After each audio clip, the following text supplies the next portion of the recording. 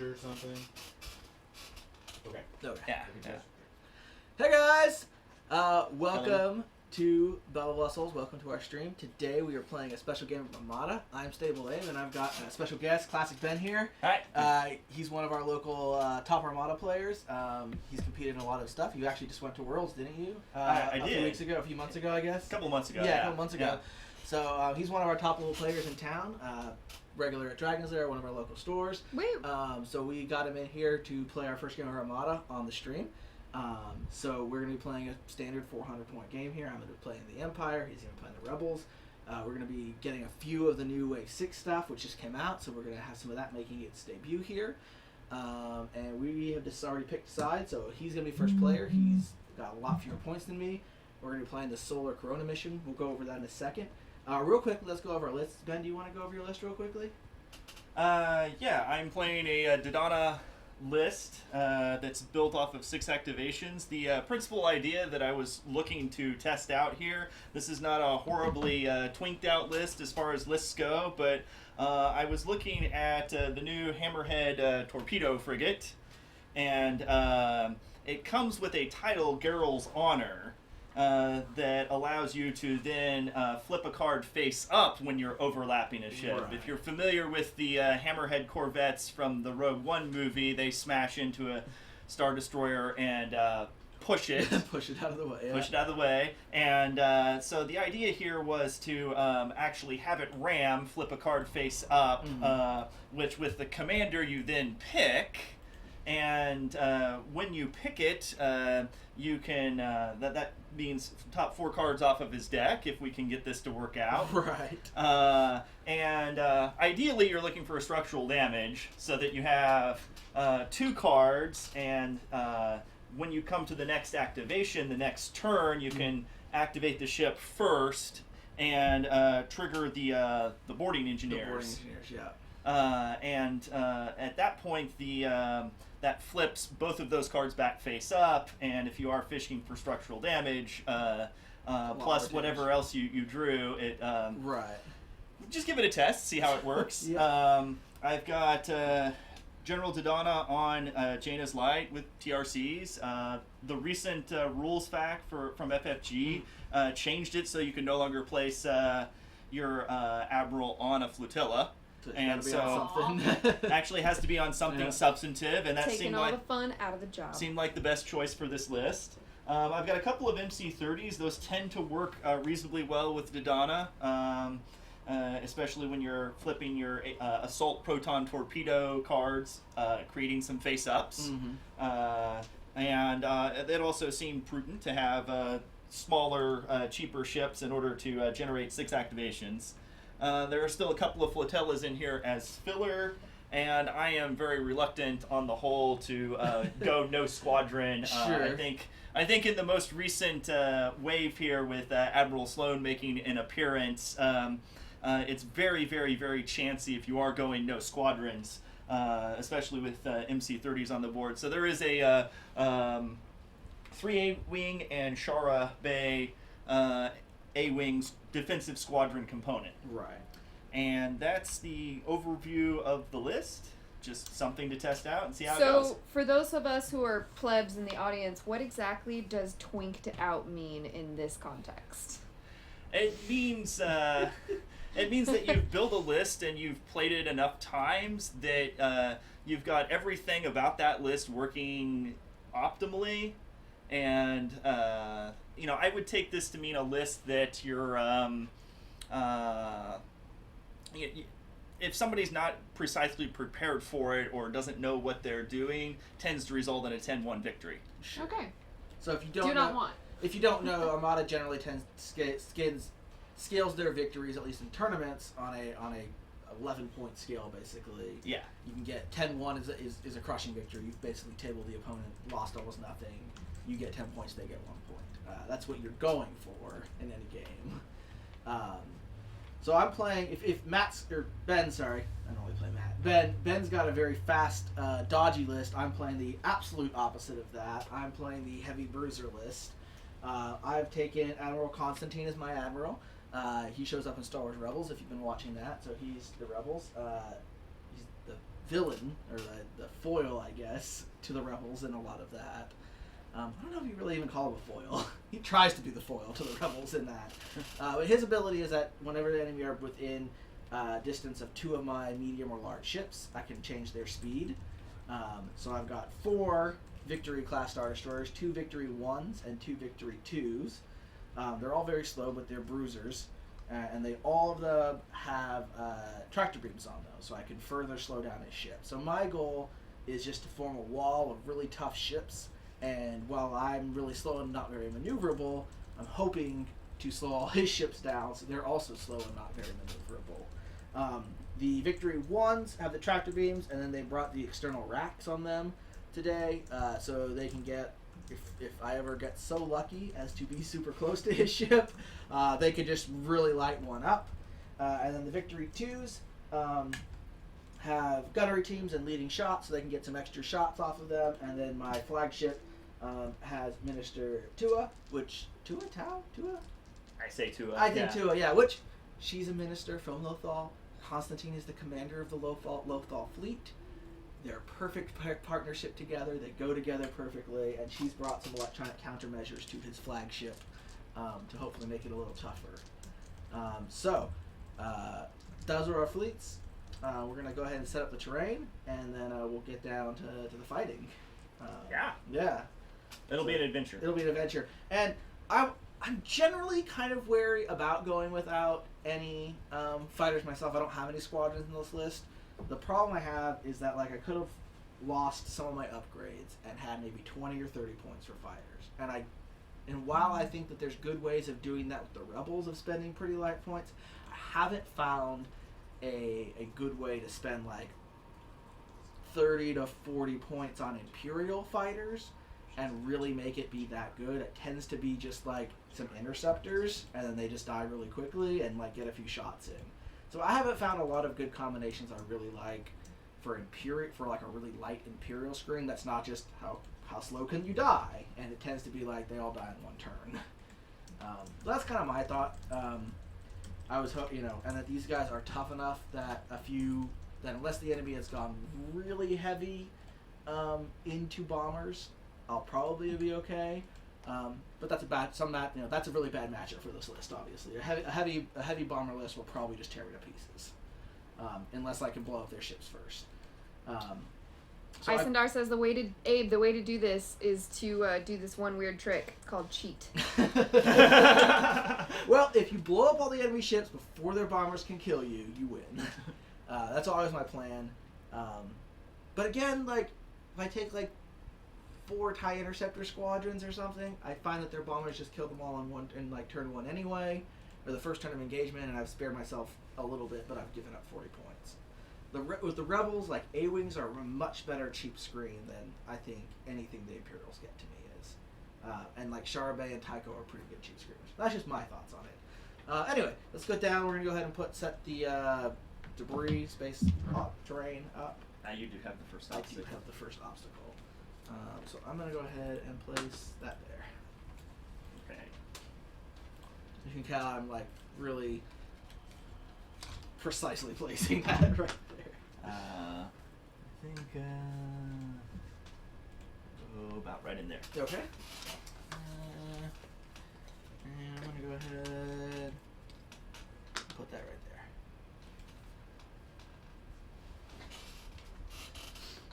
Alright. We're going to, these do have to be one apart. Okay.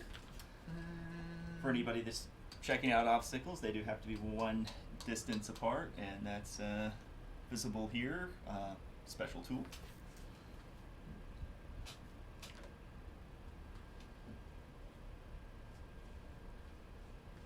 Sure. We'll put that there.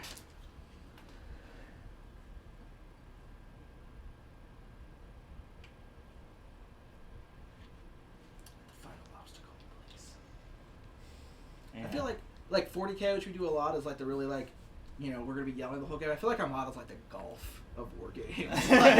like everyone said, and the putt's in. You know, like the hushed game where we're all sitting back here thinking it out. well, we got this sign on the wall that I noticed when I came in. It's like, make sure you're having fun on camera, and it's like, okay, how do I dress this up for the show? Yeah. My suggestion is always festive hats. Festive hats make everything better. He's got a Crete hat. Have you been to Crete? I have been to Crete. I went to Crete about, what was I, 7 years ago? This was Yeah. much longer, for me. Yeah. But yeah, Maybe it was. I think I was over there and I needed a hat, so I bought a hat locally, and then it's still one of my better hats, I think, for just Definitely. looking different and going for variety. Funnily enough, I think I went to Crete, almost 10 years ago now, and I was trying to find some 40K models I have at home, and I opened a box, and I found a bunch of the stuff I bought in Crete in this box, and on that trip. So that was pretty funny. All right, so we've set up Isendar terrain. says, I'm always wary of people who place terrain using a range ruler. It means they probably know what they're doing. Ben definitely knows what it is. So because of the Solar Corona, and him being the first player, he does have to deploy all of his ships first. Right, so anybody who's joining us, you have 3 objectives in each of your list, and you bid for first player, and, well, you bid for the choice, technically, Right. not. Usually at the bid that I took for my Dodonna list, and I may have taken a larger bid than I would have in another setting, it's you're bidding for first, but here he had 3 objectives, and I figured Solar Corona, I don't have a lot in my list that hurts significantly with Solar Corona. So Solar Corona says that whenever you roll a die, or whenever you roll your attack, then if you have an accuracy, you have to remove one of those if it's within the Corona. And then he will pick that as my opponent, whether it's this side or that side. And if I'm shooting into the sun, more or less, then it's reducing the accuracy value of my attack. But I don't have a lot of the huge number of dice that are affected by accuracy. So I figured it was safer in that respect. And on the other objectives, I'm either having to take out a station, which I mean is possible. But just wasn't in the mood to pick that. Maybe it would have been a better choice. I don't know. Quite possibly the planetary ion cannons. But I figure I'm taking at least one shot, and if I can do something that would avoid having one shot, maybe 2 shots, depending upon where he positions and where I position. And his ships are light enough that the planetary ion cannon can actually hurt them. Yeah, it can. it can cause problems. So here I'm banking on, I do have to set up first, and then he'll have to position and decide where he's going relative to me. But usually when you're stuck deploying all of your ships first as first player, I pick something safe, which is what I'm going to do kind of like here in the middle of the table. If you'll give me 5 minutes or so to get a position worked out here, then we'll... Go ahead. I'll be setting up after him. Fortiquest, Scully 1797, Ceci's for Cookies. Thank you so much for those follows. Hey. Welcome to the Belfry. Thank you. Yeah. So he's gonna go ahead and set up his stuff first, and he does have more activations and his first player. So that is the downside, is that he is going to get the first and last placement, which will make it really hard for me to avoid some of his more devastating or more first and last activation. Which does make it really hard for me to avoid some of his more devastating attacks, especially with the torpedo frigates or rams. So I mean, the big thing he's going to be able to do with the Geralt's Honor is probably he'll be able to get in that ram if he goes last with the ship, and then the next turn he'll activate it first and do all the fun tricks that he wants to.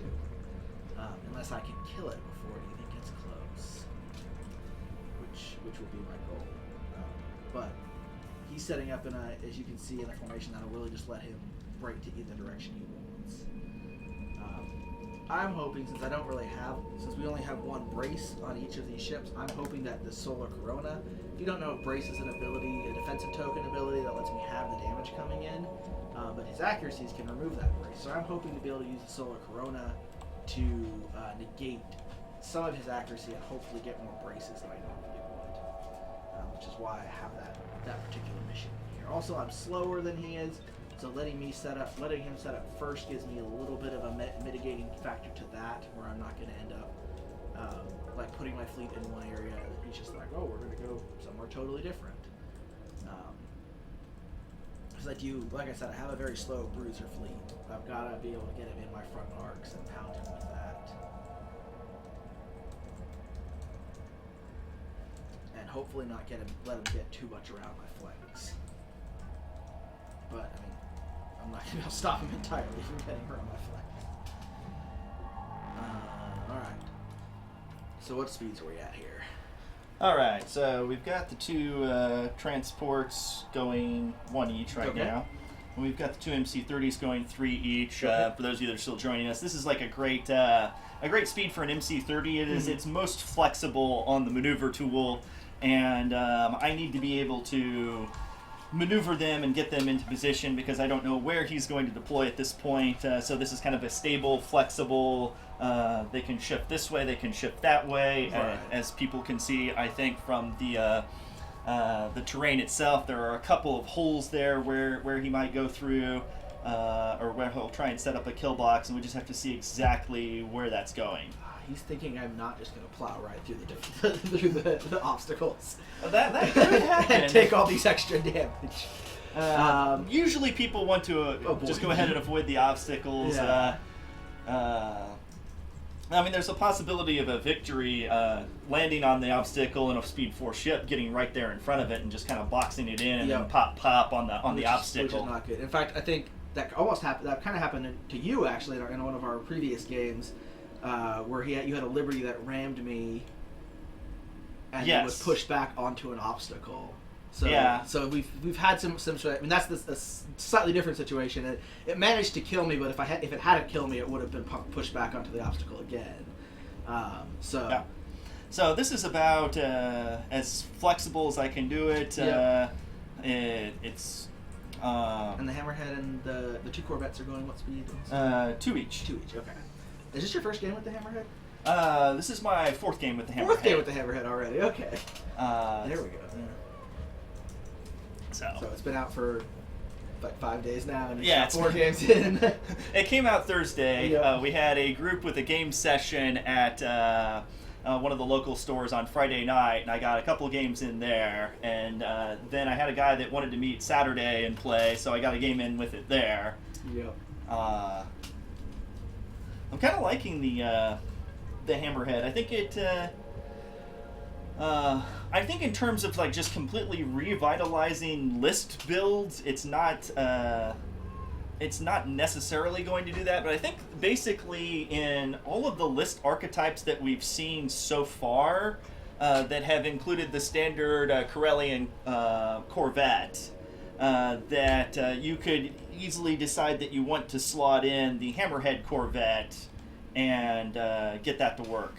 I'm not sure it's necessarily better or worse. I think we'll have to see time on the table with it and what exactly happens as a result of that. So I've got really two choices. I can set my guys up. I'm trying to debate here real quick. I can set my guys up in the 4 in the do you want to fly right at me and die instantaneously formation. He won't fly right at me. He's too smart for that. And then try to wrap around here, kind of using this as a pivot point.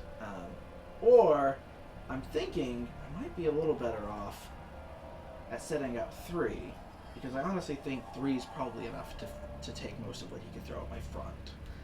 And then I can kind of put up one of my guys in a real kind of an orthodox maneuver here. I think it's a little orthodox, and kind of guard my flank with it. But that would really allow him to be able to isolate one of my victories. So that's really a bit of a... I could probably fit through the debris right there.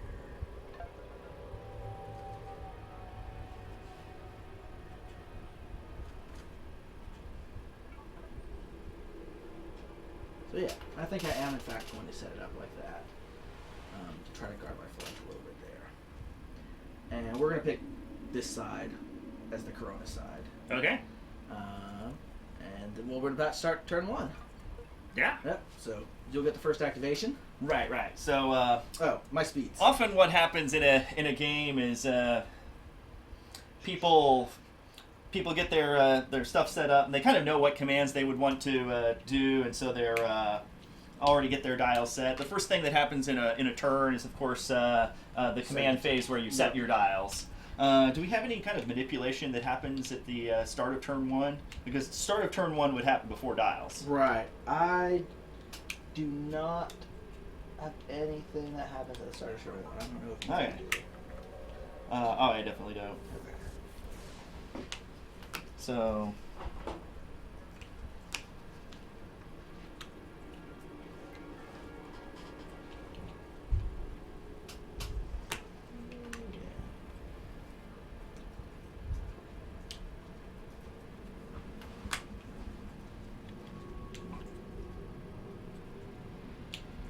So everyone but 15 is going to be good. 15 is going to go at speed 1. Okay. The other ones are going to go at speed 2. Okay. And make sure these are right.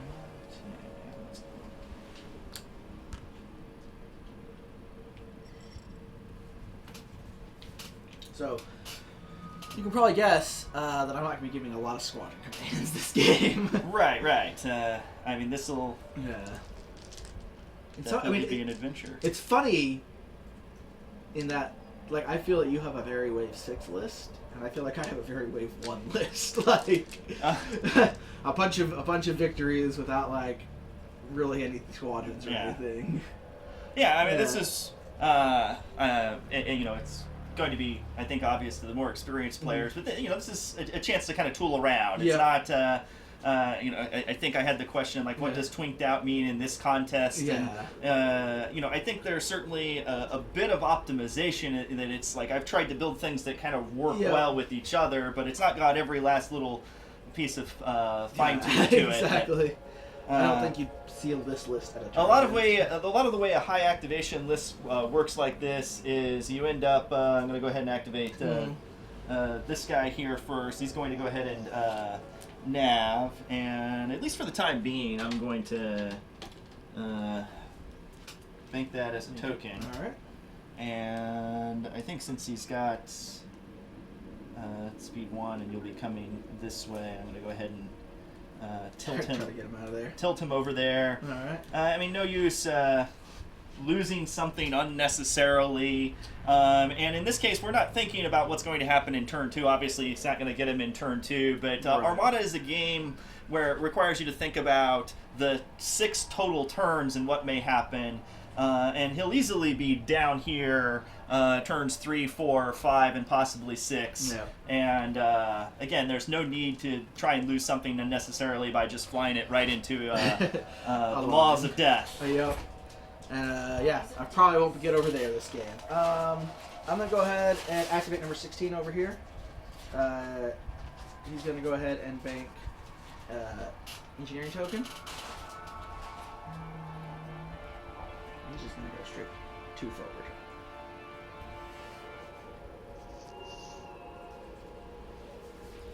There you go. All right, I'll go ahead and do the same off of the other flotilla on the other side. And I think for now, where he's in less danger, just going forward a straight speed 1. Mm-hmm. It leaves him a little bit more flexible to decide where I want to put him on the next turn. Alrighty, I'm going to go ahead and go with 15. That's my slow one. He's also going to bank engineering. And he's just going to go 1 forward. Really exciting Imperial movement. Well, really exciting movement for all the way around. This is there's a lot that where Armada is a game that's simulating the inertia of space combat. That very large units takes a while for them to filter out their commands, and so they have command dials that are stacked. But also, once they are on the board and pointed in a particular direction, you can kind of see where they're going to go. Yep. And once you get used to that dynamic of the game, then you end up with a kind of predictability there. A bit. Now, when we play the game, like 3 months from now, we both have 8 CR90s. Oh, right. And we're all moving speed 4. That will be an exciting game. All right, so Heretical SKR, thank you for that follow. Hey. Welcome to the Belfry. Thanks. So I am going to go ahead and it's currently moving speed 2. Okay. I'm gonna bite. Magnus Ponzer, welcome to the Belfry. Thanks for that follow. We're going to go with 18. 18's also playing with medium. Go a little bit. Yep.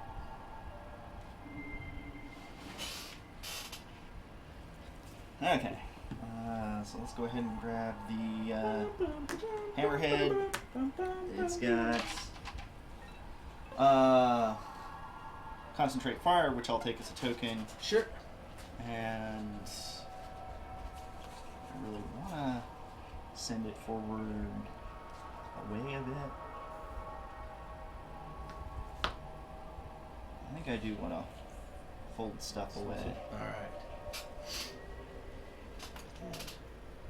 Finally, my last ship. Just gonna do the same thing. Isendar says, I'm guessing that a fleet comprised entirely of Star Destroyers is a real subtle army. Oh, like yes. all those sneaky elephants you hear about. You never... So, Star Destroyers are actually a little sneakier than you... Like, so these are Victory Star Destroyers, which are smaller, slower Star Destroyers. Star Destroyers themselves are actually a lot more maneuverable. Yeah. Back to you. So, they can be surprisingly sneaky at times, simply because of how fast they are. But these guys especially, this is pretty much the least maneuverable, least like tricksy army your fleet that you will ever see in the game. It's not a ton going on. It's really, can I slow him down with my tractor beams and my admiral and throw him off a little bit? And can I really have to think ahead. I have to be able to be like, all right, how can I position my stuff so that hopefully one of my ships will be able to get a shot off on him? And he's playing a very fast maneuverable fleet here. So, it could go pretty bad.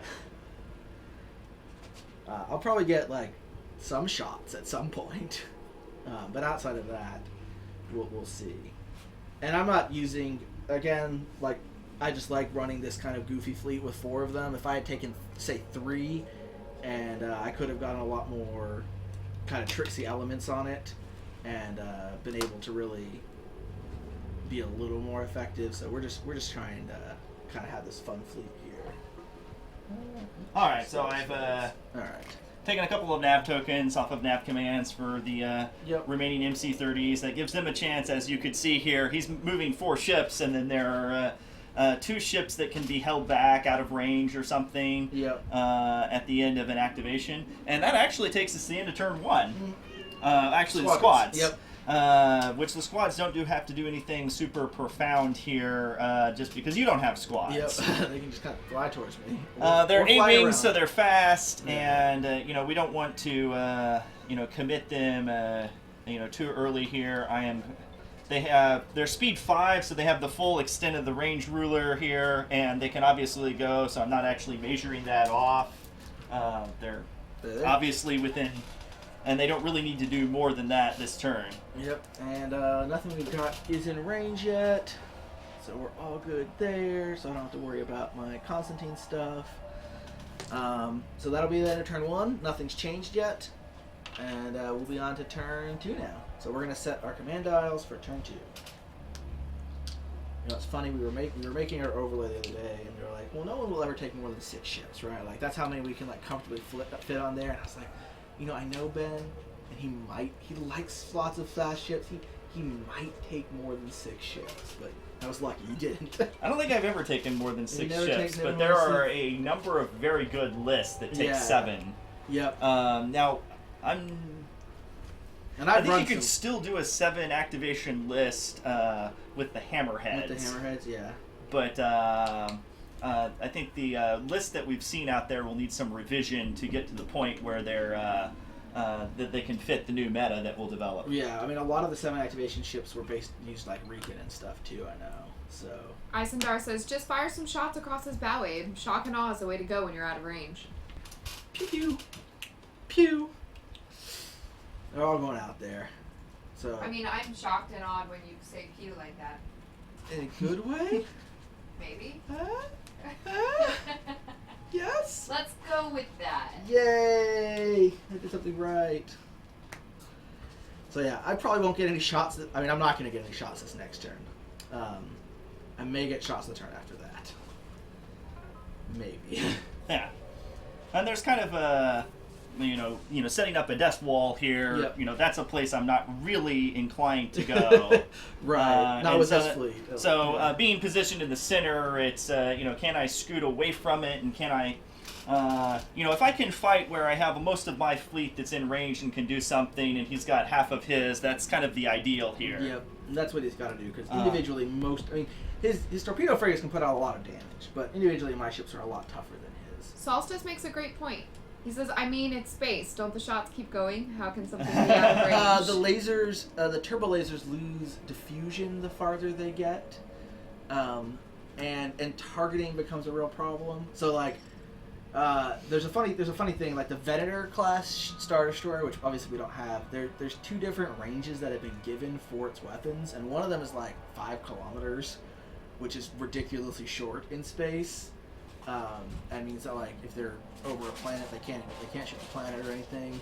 And then the other range is 2 light minutes, which is ridiculously long. It means that they can never hit anything at 2 light minutes. You understand? They'd never be able to see anything. So with lasers, not with guided missiles. So Star Wars fleet battles take place at really close ranges, though. So again, my main delay activation is the flotilla here. Took another nav command. Again, kind of sped up, scooted away. It's non-committal. He doesn't get to see much here.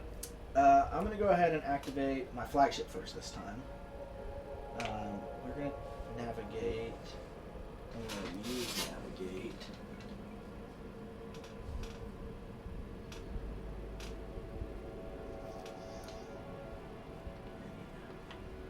So I'm going to get an extra click on the end, and I'm going to swoop around like this. Okay. So, I know Ben ships are definitely much more maneuverable than me, but they're mostly pointing this direction. I feel kind of safe in doing that, and that he's probably not going to be able to quickly get around this flank at this point. Oh no. Is my thought. Yeah, he's gonna have So again, like we said with Armada, a lot of times the way like the way they're set up, and then especially like the first turn, you're gonna pick like your direction of travel basically. So at this point, he's really mostly committed to trying to go around this flank. And I mean, you would be in range of me, but I'm going to move off of that. Right. But that's not the guy that can fire at this point. I'm not sure that's the target I really want at this point either. Right. So, this is not the target you're looking for. I think we'll go ahead and activate the Janus Light on the corner. We got nav. Keep it.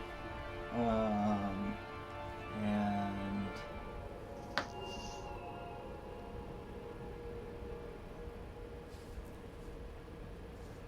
Tractor beams are like at the beginning of your activation, right? yeah, Because when you activate, it's the very start. right.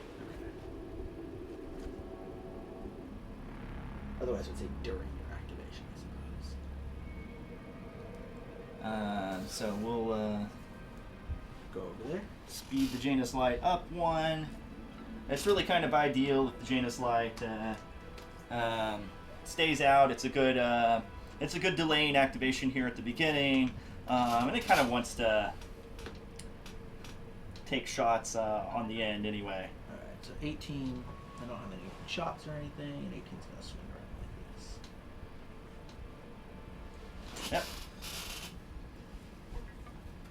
And it navved and used its nav. And we're gonna nav and use our nav off the other transport. Going to go ahead and jump to 2. Okay. I don't think I want to jump to 3 just yet.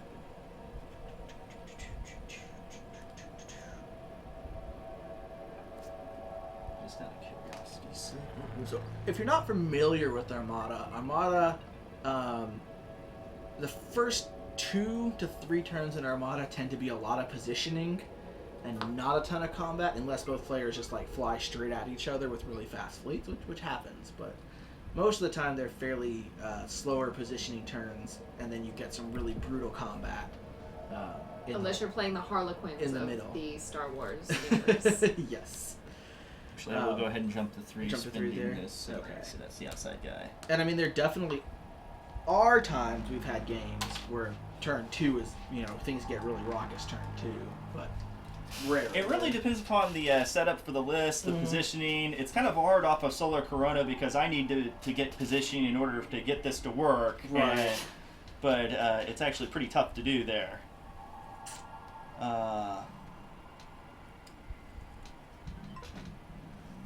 Also, I think there are some there's some subtle goofiness that I see often when players aren't very experienced, and that you're kind of at your best bet if you're using all of the deployment zone on your side, and there's certainly a tendency to want to grab your tool and go in as far as you can.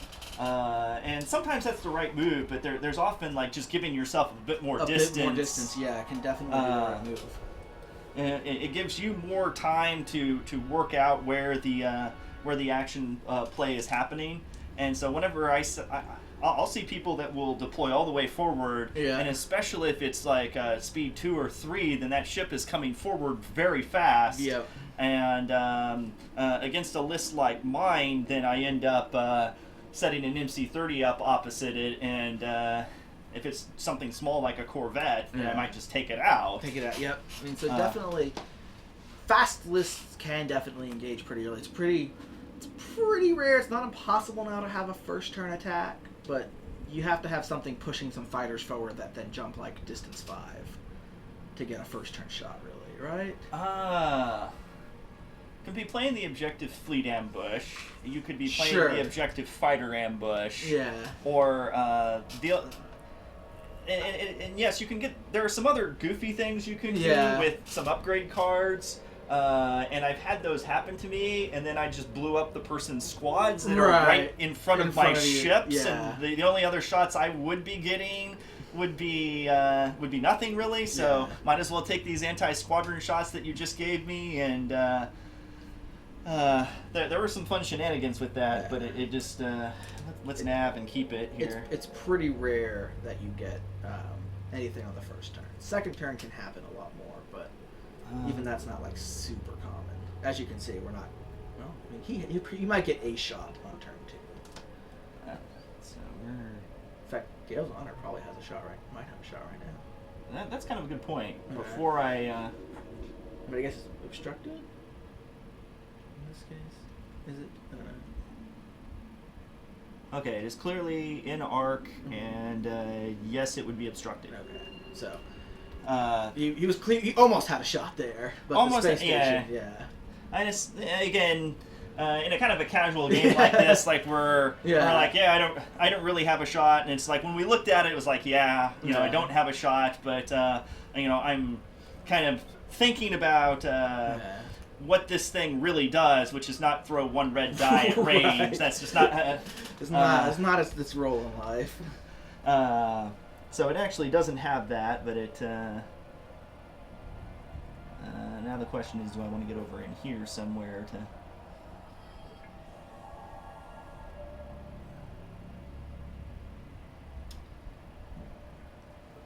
Let's see, it's not right in there. You might have that regardless at the end of here. Yes. So we're definitely speeding up to 3 with the dial. Okay. And that's I could get over there, but I think that's just wrong or angles. Yeah, and Armada, like we said, is definitely a game that you want to think at least a turn ahead, preferably more, but you got to kind of have some plan at least for the next turn. Otherwise, you'll just send your ships off in completely wrong directions. You want to have some flexibility, obviously, because otherwise you don't want to just plot out 4 turns. I'm going to do this maneuver 4 turns in a row, unless that's your fleet's whole plan. I don't know. Maybe an interdictor with its very even fire arcs wants to just turn circles all day. Probably not. All right, we'll go ahead and at speed 3. At speed 3 there. Okay. Jump it up, and it's just some of this is there aren't too many people out there that throw Constantine on the board, but especially with 4 medium ships, it becomes a challenge to try and maneuver around them to stay out of. For those of you that aren't aware of Constantine, what he does is anytime I have a ship at the was it start of the turn? At the status phase. At the status, which is the end of the turn, right? At the end of the turn, that's within range of 2 medium or large ships. And that's always been the challenge with Constantine so far, is getting enough medium ships that you could do something while still having a list. And this is kind of the throw everything on the table to make Constantine work, even if it's weak to heavy bombers. Exactly. And I mean, I think Wave 6 may see more Constantine because the Quasar's a medium ship. The Quasar is a medium ship, and it's fairly cheap for a medium. I think it's the cheapest medium ship in the game, so it can help him better. So we've got. Old 16 is my last ship to go, so it's navving. It does actually have a shot here, but first I'm gonna activate my tractor beams. Okay. Onto Gale's Honor and slow him down, and then I'm going to take my long range shot. I don't think I'm obscured there. All right. That looks clear. Okay. So first shots of the game. Yep. So if I got 3 red dice at long range, and I will get an accuracy, 2 hits, and a crit. About as good as about as good as I can get. So you've got a redirect. I've got an evade, and I've got a contain. Interestingly enough, on these hammerheads. So I think we'll go ahead and take the evade, obviously. I think that's the smart choice there. Yeah. So for now, we should, I think, go ahead and spend the redirect and. Yeah, so that was a bad shot. I think we don't have a side arc here, which would only be 1 red dice anyway. And the question is, I am nabbing. Do I want to pull around?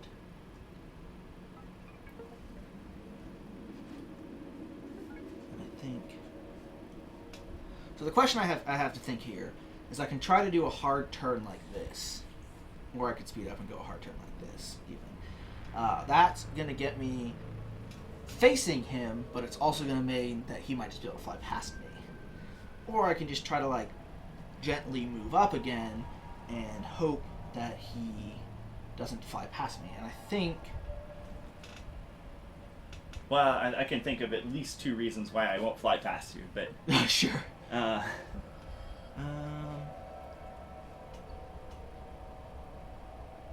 He's going to get the first activation.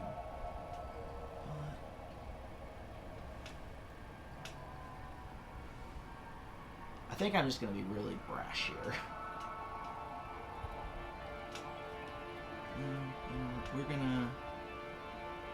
We're gonna go at speed 1, and we are gonna take that hard turn though with my navigation for there. Alright. I think I'm safe because he might be able to get over here. I'm hoping I'll be able to slow him down with Constantine again, and that he won't be able to get all the way out of my arc. But there's only a limited amount that he can land back here, so we're gonna risk that, and that's all my activations. All right, we're gonna go ahead and throw another nabbing foresight out there, and let's see, you are at speed 1. He went down to speed 1. Sorry to do that. So, well, I don't have any shots in range here, so I'm going to potentially look at.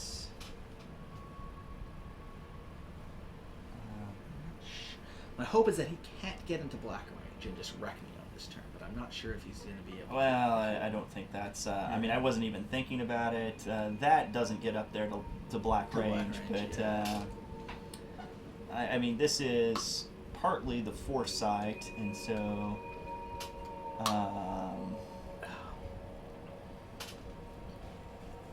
Did he have the foresight to plan this properly? That's the question we all gotta ask ourselves.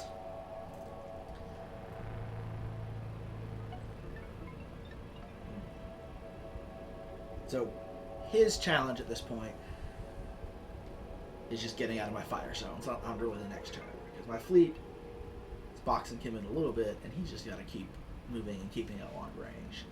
Because he can take some long range fire than me. My 3 dice long range are not going to kill his fleet. Unless I can constantly roll perfectly like that, basically. But he's better. But he's also got a fairly close range fleet, so staying at a long range duel isn't going to necessarily end in his favor. I will say I've liked what I've seen about the Hammerheads, but the one thing that really weirds me out is that they named it Grail's Honor and not Lightbringer or Lightmaker, which is the one from Lightmaker or Lightbringer. I'm not sure. It's one of those two. It's the one from Rogue One. It's the one that rams. And I was really surprised that they didn't give it the title of the ship that rams, that really famously rams in the movie. Alright, I'll go ahead and... The Hammerhead, that is. Alright. At speed 4. At speed 4. That would take him clearly into red range and makes it maybe a little easier to set up a black range shot. Sure. Next round. Sure. And if not, I mean, he's got some continued red range fire. Yeah. And then that leaves me with the Admonition over here, who's also nabbing. That Admonition might be in range. Again, we should ask, I guess, if I just pushed him further away, but he was clearly out. Because this is pretty close. This is an Admonition on a torpedo frigate, so it only has blue dice. That's right. Yeah. So I did think we measured that off earlier, and we're like, okay, yeah, red range, and and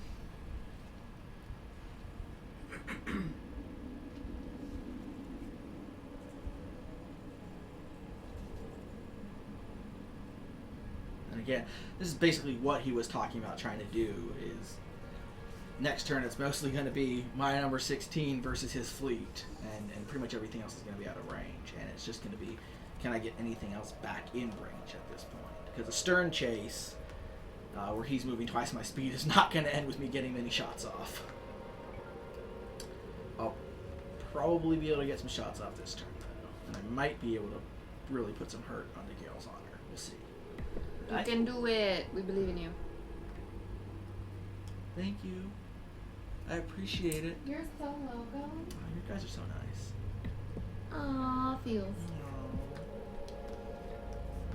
I feel like it might not end up well for number 16, though. Let's see how far. Okay, so this guy's, I think, clearly getting out of that.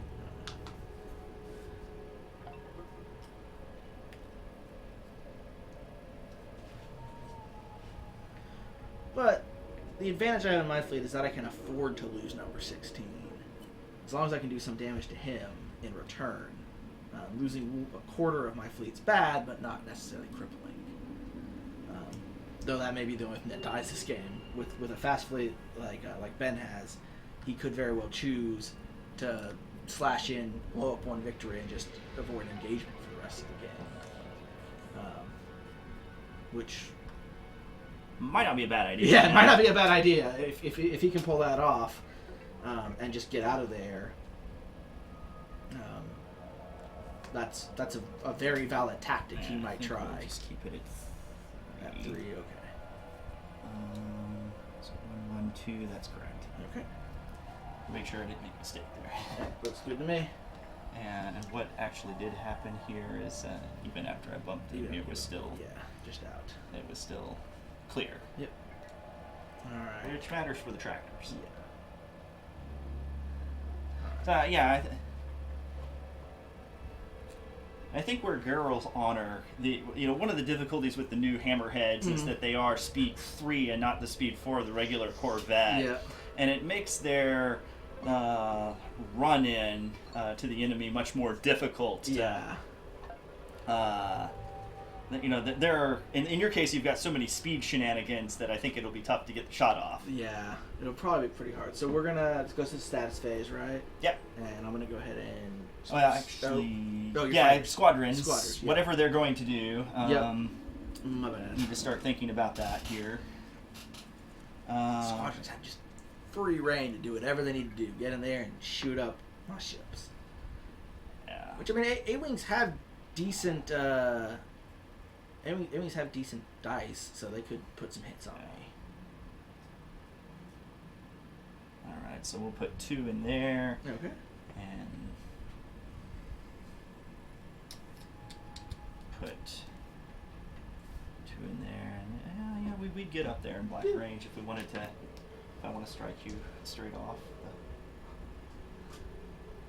Alright. Okay, so that ends up, then you're going to, I think, slow him down, right? I'm going to slow him down. Yeah, well, it has to be 2 ships within the... So I'm going to slow him down, too. They're both within range there. Okay, so that's the back Corvette. Alright. So that takes us to a round 3. Yep. One of the things that, just for any of our viewers here, is that one of the things that happens with lists that are light in squadrons is the game does tend to run faster. Yeah. The only thing that I can think of that would be making it run any slower now is just our commentary back and forth. But on the whole, it's a pretty fast-moving game. I feel like this is pretty reasonable to be getting to turn 3, whereas if you get a lot of squadron movement back and forth, the cat and mouse on turns 2 and 3 are critical to how the game turns out. Yeah. And right now, it's just pretty inconsequential. What's going to happen? We like commentary here. We do. Woo. Okay. That's...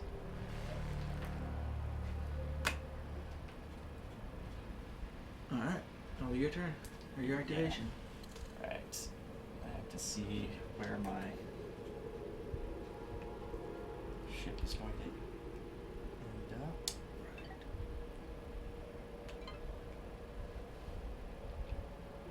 And this one is Foresight. That is Foresight. That's Foresight. Then there's ammunition in the back. I don't do that right. Let me think here.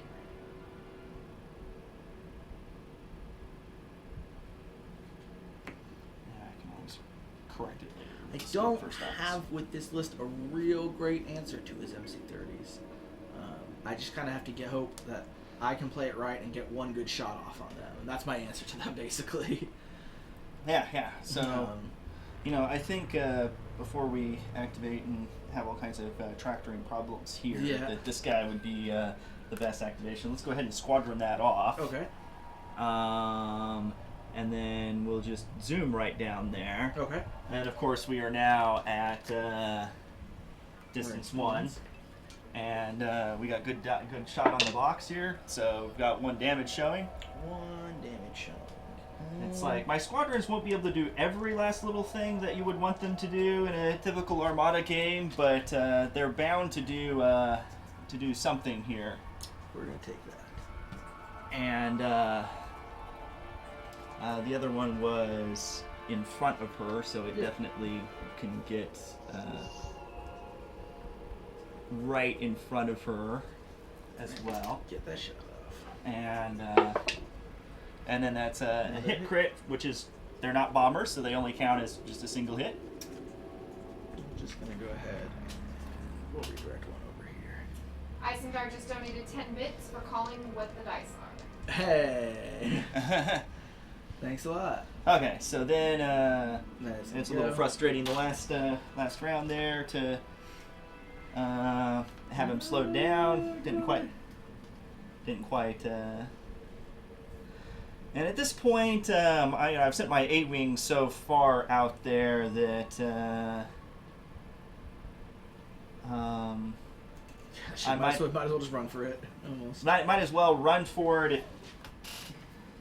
Basically, if he does get up here, he's eventually going to get to the point where he could catch a flotilla, but it's also going to run into the problem of then that's a Victory Star Destroyer running down a flotilla out of all the things in the world, and that's not the kind of trade that you're looking to pick up. It's not the best. Alright, I'm going to go ahead and activate number 18. Number 18 is nabbing again. You're already at speed 1, right? On Gale, Sonar, you get speed 1? Yeah. Okay, so no point in tractor beaming you. Can't tractor beam anyone else, so I'm just going to take my long range. Three dice. My 3 dice. Accuracy, your evade again.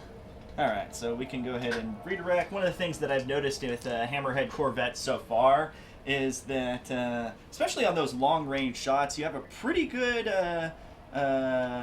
chance to use your all of your Defense shields. tokens. Yeah, all your shields. So yeah. there's a decent chance here that I can blow my redirect on another shot and use that last shield. Right. And you're taking all the shots that you can take on incoming, and it was those are some above average rolls for I think picking up 2 accuracies. 2 accuracies, yeah. So getting those. It could have gone much more in my favor on that, Right. but it's at least okay at the moment.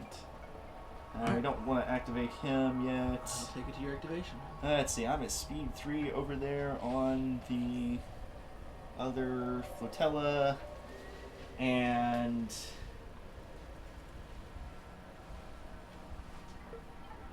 I think that's just as good as any other activation at this point. Yeah. So we'll go ahead and activate the squadrons there. We'll go ahead and set 1. Alright. I think I'm just going to pile him in there in a little blob. 416. So you can see a hit comes out again. And right now, statistically speaking, that's not too bad as far as A-wings go. You'd expect, statistically speaking, that there would be a miss here, but it's going to be a hit. That's not, I imagine, outside of the realm of... not outside. Not outside of a standard deviation, probably. No. But that's still pretty good. It's not bad. Yeah.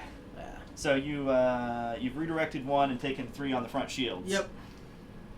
So the A-wings are kind of pulling their weight here. We've got a speed 3 movement on the flotilla, and now it's just a question of seeing if we can... How's it going to go?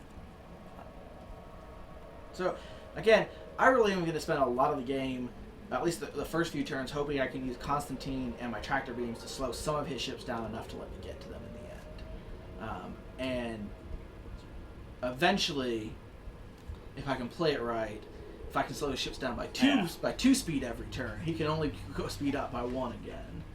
Right. So eventually, I should be able to catch some, and this is probably going to be like on turn 6. I could hopefully get something then, if I can play it right again. I eyeballed this maneuver in. Sure. It's fairly inconsequential at this point. It's over there. It's going to have the squads have now all activated within the squad phase. We've got some use out of our flotillas. One flotilla's out. He's basically going to be out the next turn, and we'll just have to see what the squads can do from there. Right. Although, for a speed 1, 0, or 2 ship, you're coming up, smashing a bunch of squads, and they're still in range. They're going to so, be there probably. Uh, All right, we're going to go ahead and go to 15, I think. 15 is navving. 15 has no shots. Barely. I think if I did that, I'd bump. So we're just going to have to go with this maneuver here. Speed 1? Yep. Speed 1 stuff. Yep. And that's back to you. Alright, so now we come to one of those decisive moments where we have to figure out what it is that will Now there's a real ship that has to move. Yeah, the 2 flotillas are out of the way. Yep.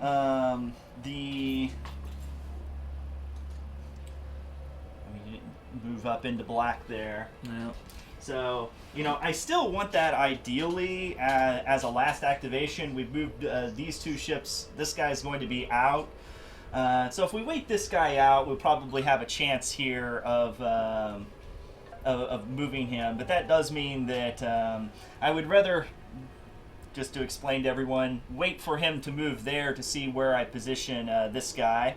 Although I could probably just eat a couple of shots and position him now. There's a part of me that wants to wait and see if you move up here, but the chances are, that I'm better off saving some shots for next round and just living with it. So we'll go ahead and activate the Corvette, who chose to nav, and that's, I think, a good command right now. We'll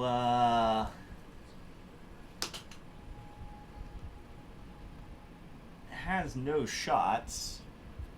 Actually, I don't have to.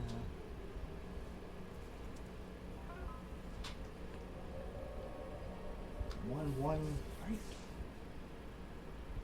1-1.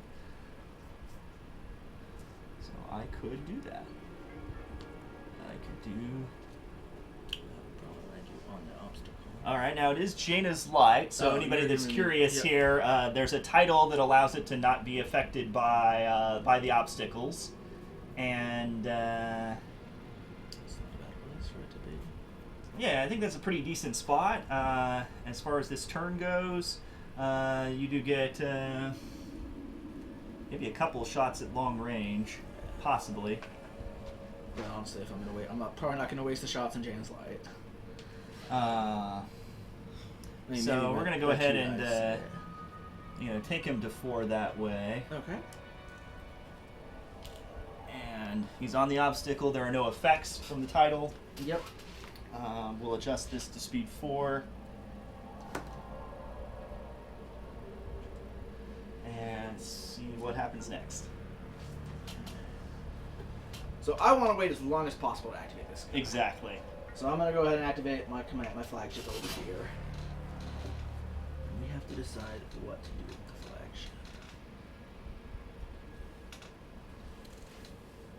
Flagship is navigating.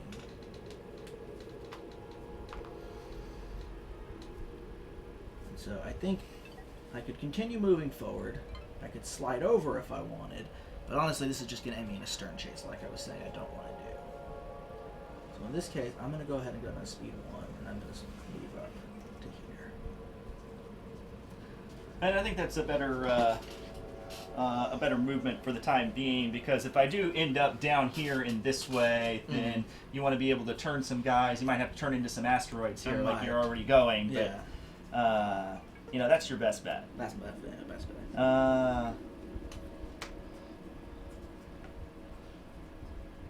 So now it's back to you. All right, and then my concern right now is still like I would want this guy to, get whatever activation I can get off of him. And at this point, it's possible that three red dice come up with enough to kill him, but it's not likely.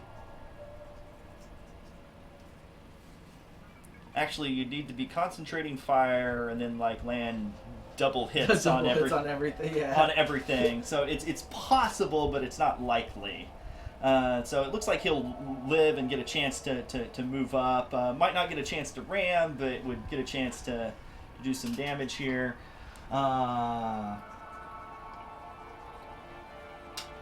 This guy is still going to get his red die shot regardless. I still want him to be able to come up in there and land.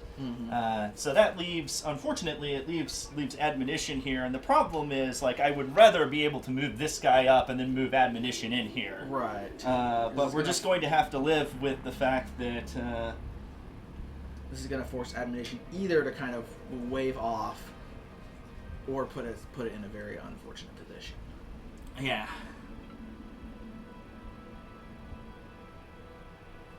And, there's always the possibility of going to speed 4. If you move up at all, you move into admonition's range, and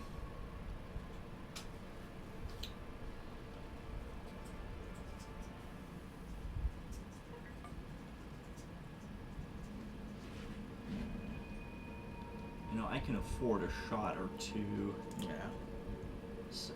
off of an admonition, so I think I will take him speed 4. We're going to eyeball this in roughly. Somewhere about right. Somewhere about there. Okay. You want to call that good? That's fine to me. All right. So that leaves me with no choice but to go with 16. So 16 is navigating. So first I'm going to tractor beam something. The question is, what do I want the tractor beam? Now he's got navigation. What's the speed on? They're both 4 right now. They're both 4 now. Okay. Well, the interesting thing on the tractor beam is it does more now because it's going to take the token before it will adjust the speed here. Yep. They have clarified on the tractor beam for any of our viewers here, so that's that might be more worthwhile than the actual speed reduction because I can correct that easily enough with a dial. Yep. And yeah, I'm gonna go ahead and take that token. Yeah. Take this token. Yeah. Yep. We're going to take the token, and then I get to decide who I want to shoot at.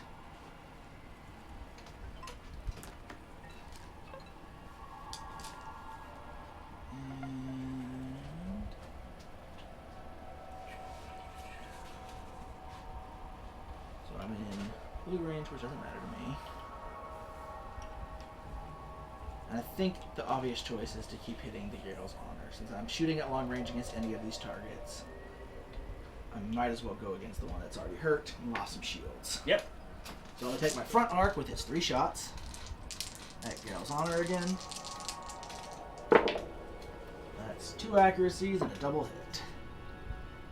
So I will accuracy the evade and the redirect. Redirect likely. So again, a good shot. Not a bad shot, yeah. I would rather had 4 hits and an accuracy, but Right. Can't have everything. And then I'm going to take my side arc is going to take its 2 shots at the Janus Light. 2 hits, or 1 hit and 1 crit. Right. So the Janus Light, of course, can evade the crit, and at this point, this is your last attack of the round, so it can redirect 1 to the outside. That's perfectly fine for it. Right, I'm gonna spend my token to redirect my 2 shields, to change my 2 shields to my front here. Okay. To move from the side to the front. So the question I have now is, how do I want to move my ship? If I just go forward at 1, like roughly here, don't think I'll be in black dice this turn.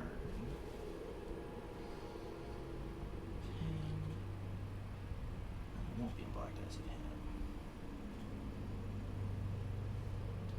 I'll probably be in ramming range of him. So he can pull his big double ram thing if I do that. My other Actually, I option... think 1 might keep you out. Might keep him out if he goes to speed 2. I don't think so. One would be iffy. We'd have to see. I'd be out of Speed 2 for sure. You come up there and be... Yeah. So the other option I have is I could stop. And I've done this before. Last time we played, I kind of actually love stopping because rather than me flying into the middle of his fleet, I'll get to stop. And I won't get defense tokens, but I'm only going to take a few long-range shots this turn. Not really super worried about what that does to me. The fighters have all already activated, right? Yep. Yeah. So they're not going to be able to hit me again this turn. Not until the fighter phase the next turn. Right. Yeah, so it's a little while. It's a little while before they'll get to go. Now the downside is that because he does have the first and last move, I'll avoid his long-range shots this turn. Or I'll avoid some shots this turn, but he's going to get to do whatever he wants to me next turn. One of his ships is going to get to go before I get to activate next turn. Yeah. So he would get to fly up, and I think I probably can't risk having absolutely no defense tokens versus him, because he'll just be able to sit admonition at point blank with double arcs on me with impunity. And that's enough dice that I think without any without any hope of defense tokens, he'll just blow me up. So I'm thinking going to speed 1 is not the optimal choice in this scenario. I think it's too risky. I think I'm going to have to move. I would like to say for the viewers, one of the things, I have not seen very many people make good use of speed 0 moves, and it might be one of the more underused tactics in the game. I think it is one of the more underused tactics. When I played at Gen Con last year, there was a guy running a triple Vic Rammer ball, and he had the inside Vic angled off slightly, dropped it to speed 0 there, and the whole front spray of the Vic covered that flank. Right. And he waited until something was, it was time to, he was going to need to speed it up to get its tokens before he actually sped it up. Right. And it kept a kind of rotation there to his list so that it was tougher to get at. And I really almost thought about doing that when I put this ship over here. I really did think about just leaving it here at speed 1 or speed 0 for a couple turns. I kind of moved it forward, and I'm kind of regretting that to some degree. So I think if I were a little bit farther back, I would go to speed 1, because I think I would feel more comfortable about not getting hit by him a bunch. But at speed 0, but I think at this point, I'm going to weather long-range shots from that ship and this ship this turn. I don't think I'm going to get into black range if I just go up 1. Well,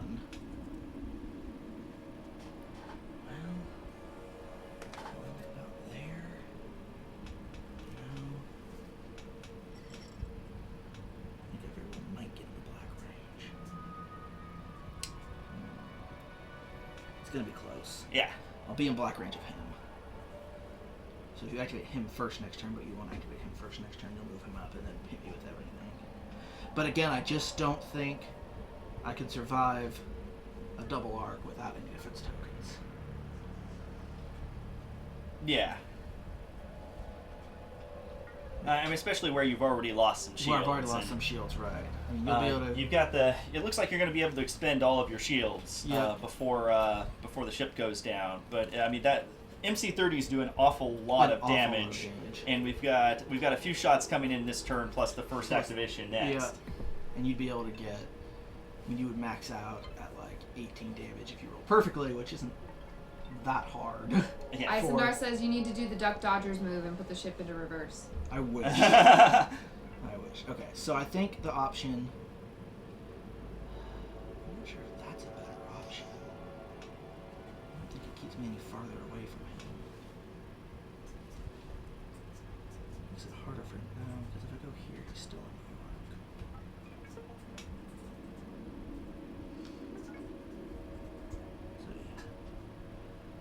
we're gonna have to move to there, so I'm gonna overlap like all your fighters.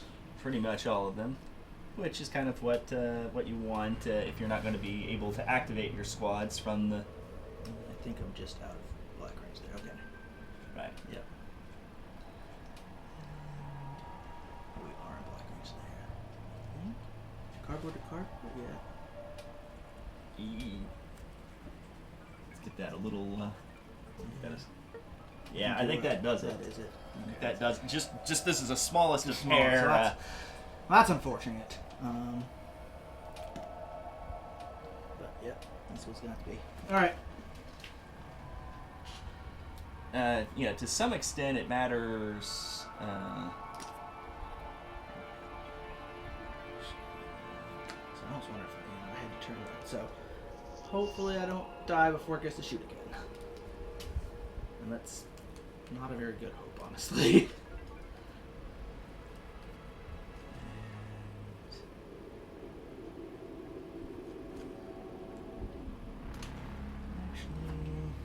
We can keep it back there. So, All right, Rack. I mean, ruin me. We might as well do this. So it is navving. This Yep. is kind of what we want going in.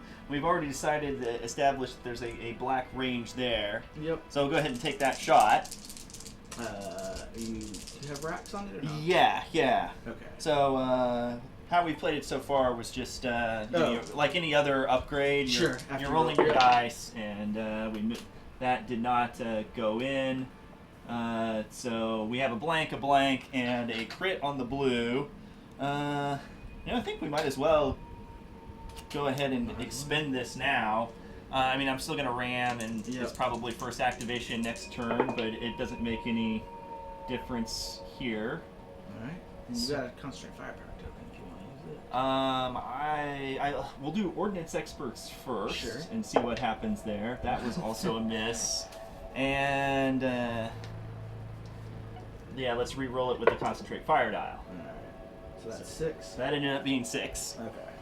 So I'm gonna go ahead and use my brace to take it down to 3, and then I will use my redirect and push those over here. All right. And that's the only hit that he can do. Yep. So there's clearly going to be a bump that happens going forward. We might as well do that. Do that. So that means I'll take 1, and then you'll take 1. Yep. And you get to draw 3 or 4. With the dog. 4 dice. Or excuse me, 4 from the damage check. With Garl's honor, this is now face up instead of face down. And right now, this would be the first card that you take. Yep. So, as you might imagine, that's what we're trying to fish for there. Right. So 2 damage on me. Yeah. And so then, let's see, he nabbed and he went to 2 for that. And he's sitting about where he needs. We're going to activate the scout frigate, who's got red dice. Mm-hmm. And I thought keeping him further back would be a better decision. I was trying to figure out whether I wanted it angled more for a double arc, and I think this is usually it's better to play it on the safe side and just take the 1 and then make sure that he's getting away. So we'll go ahead and throw that. Now this is a good roll for him because he's got turbo laser reroute circuits. Sure. And we'll go ahead and flip this to a double hit for 3 total damage. All right. And I'm just gonna take that crit through because I got no shields left. I don't want to burn. I'm not gonna burn my brace yet. Okay. All right.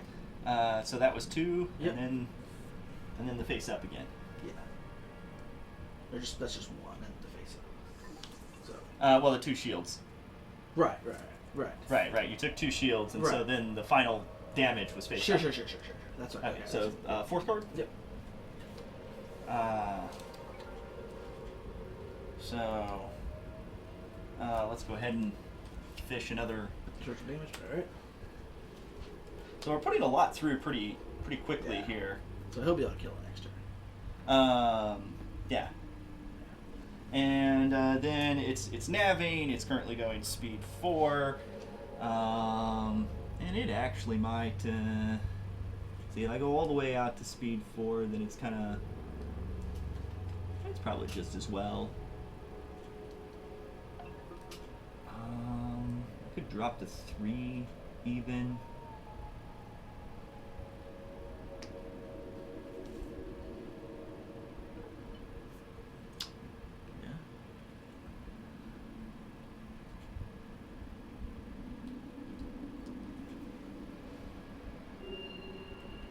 I think I'm going to keep it at 4 just for the sake of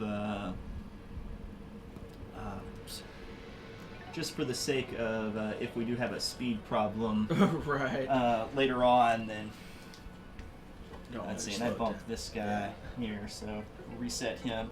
So that takes care of that. That's the end of turn 3. that is the end. Or, yep. Do I have Now you want to do all of your Constantine, Yep. if it's possible. It's really just on him. So I mean, yeah, we'll He's slow probably going to go to speed 1 we'll then. slow to speed 1. No, nobody else. That's in range. Jen. Yeah. The Hammerhead Torp is down to 2 hull, Okay. and one of the VSD ones is down to 4 hull. Gotcha. Yeah. All right.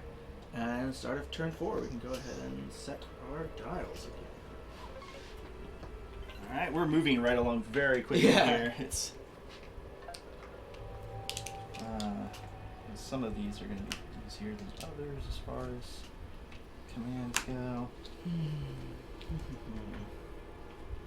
Get all of the upgrades situated.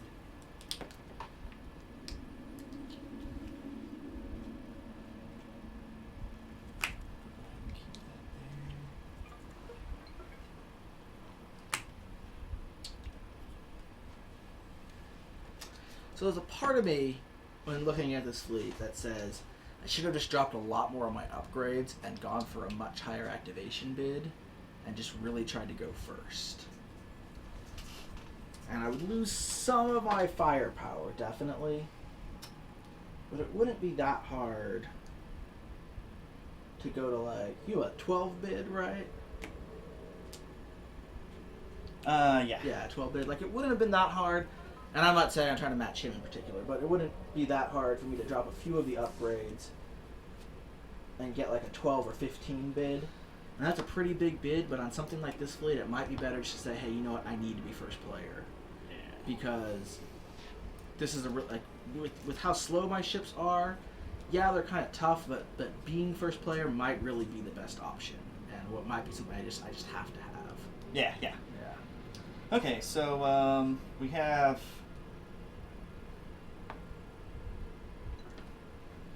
I think what we were looking at doing was seeing if we could get the most out of the hammerhead as possible, and so we've got the it takes a squadron command to activate the boarding engineers, Right. And so that happens I believe first. Sure. And so then that flips up the 2 structurals, Right. and so we activate both of those again, and 2 more damage. this is about as ideal as one could get for Yep. a Dodonna structural list. We might want to. I could have angled this to get the other arc there, but it also might not have hit as well. So, which is one of the things we were wanting. So we might as well throw our damage out the front. And we do have an ordnance experts here, but we didn't do any damage out the front. All right. Rebel Scum Zero, thank you so much for that follow. Hey, thank you. Welcome to the Belfry. And I think you have to discard one of those accuracies, even. Maybe. So stop. Actually, I don't even know if you have. that's- Yeah.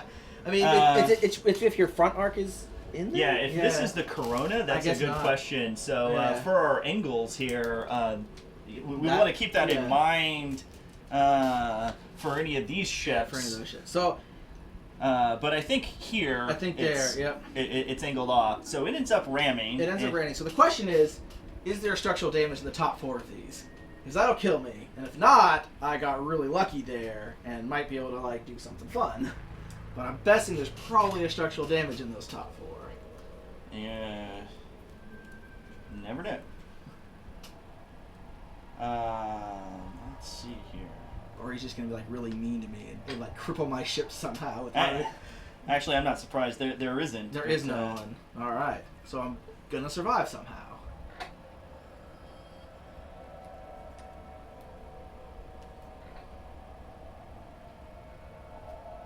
Or at least another activation, yeah. For at least another, yeah.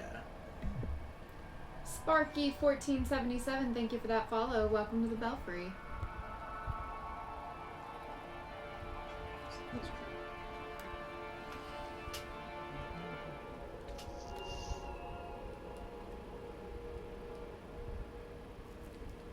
Well, I mean, I don't think that any of these Can't are make actually any going damage. to do All anything right. of. So yeah, it gives you a good activation there that can do something. Yeah, and it'll be another damage to hit, right? Yeah. Yeah. Okay. So that was unexpected. I was pretty sure with only needing to do 2 damage and not having anything there, he was going to not make it. So I'm going to activate him first, definitely. Yep. He's navving. Let's move on. So the question is, who does he want to shoot? So I am in black range of like everything. But I think... Is this admonition? That's the admonition. That's yeah. the admonition. So I could do a side shot on foresight, but I think I need to take my front shot on admonition. I think that's the... Well, first I'm going to do my tractor beam. All right. So who's being tracked? Who's being tractored?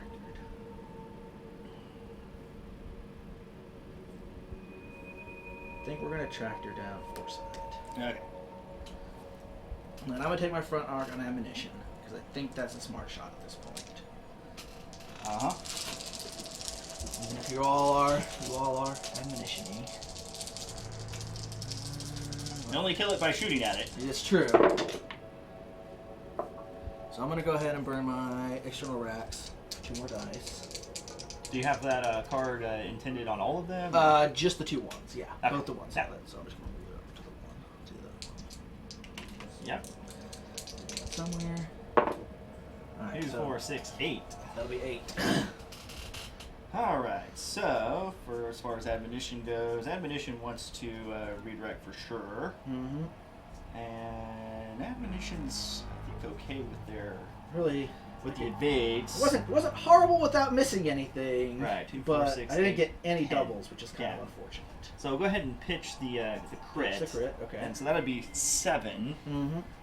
Nothing spectacular with the. So we end up with and a whole off of that. I'll roll for that. Alright. Question is now, do I want to ram admonition? And the trick here, of course, is you try to slot in. As long as you can slot in without hitting this guy, Yep. then you could ram. I think I would be able to do it there. But I'll kill myself. Now, it might be worth it to kill myself and do 1 damage. The other question is, do I want to just make you shoot at me? But you're not going to be shooting at anything else, so that's a waste. Making you roll dice just to make you roll dice. Well, there are so many different shots I'm going to take down there. that Right, I mean, you're it's- going to kill it, and both of these get to shoot. You only need to do 1 damage, and he gets to shoot 2. Yeah. So there's no question that you're going to kill it. And none of those really have shots at anything else. Yeah. So I think ramming, even if it kills me, just to put that extra damage on, is the right choice. And I think if I do, I think if I do this, I can slot in here and I won't hit you. Let's go ahead. Can I Yeah, pick sure. up this and then if it as long as it slots in at 1, then you're Yeah, that'll slot in there. Alright. okay. Yep. Alright, and then at 2 I would hit you, but that bounce back, because I'll go up to Yep. speed 2. So I'll use my navigation to go up to speed 2. I'll ram you, I'll land here, and but I'll you take a damage and I'll explode. All right. So we'll go ahead and pull him off. Alright. This guy goes back right into there. There's another admonition damage. Alright, so. Yeah, there we go. Alright. So I lost number 16, my victory. but I managed to put a lot of hurt on ammunition with that one shot. Which, I mean, if I got a little luckier, I could have killed it. All right. So with the well. torpedo frigate activated, wait, this guy went to 2 last turn. No, wait a minute. You tracked him down. That's what's happening there. Or you, or did you? No, I didn't Constantine him. He's at a ring. All right. So he would be at 2. Yep. I just didn't update it. And I might as well activate him back, and 'cause I don't see any benefit of activating anything else. And let's go to 3 at this point, and that kind of keeps him out of the action. Okay. The question we really have now is whether I should be able to kill Geralt's honor. I've got enough ships that are going to shoot at this turn and be close enough next turn that I should be able to kill it. The real question is Ben going to let me shoot at anything else if it is for the rest of the game?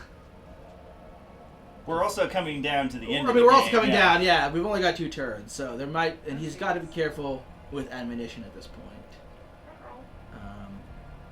So I'm gonna go ahead and activate 18,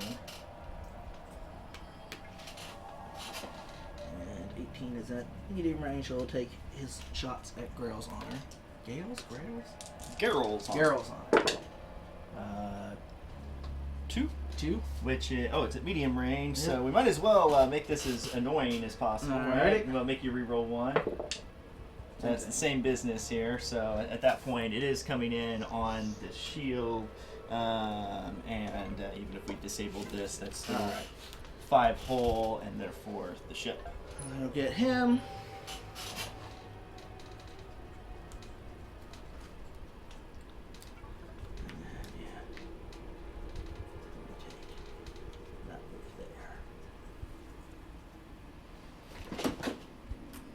Alright. And then, there's an open question of, okay, you did come into red there. I'll take a few. Probably want to hold off on that.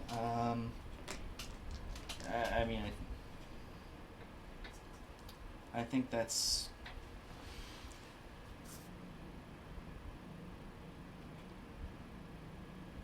I don't have to make that decision yet. Did you get... I think I am within blue range, yeah, but Well, that would surely, yeah. so I'm giving him shots here, but none of them are going to be so devastating that he'll explode me, and I've got to get close to have any hope of doing anything in the last 2 turns. I'll go ahead and activate that Jaina's Light out there. Okay. And he's nabbing. Okay. We'll go ahead and take that red die. Red die. We will. We don't really have any excitement other than to TRC it, because there's nothing. TRCs are really one of the best big ship killers because there's no evade there to cancel it out, and they really want to keep firing at red dice range. Go ahead and direct it over there. And so if he was barely in, we only have a couple of more turns left. We don't have much more, so. Now we do want to watch our speed on the. We start finding some inside turns being very interesting as well here to.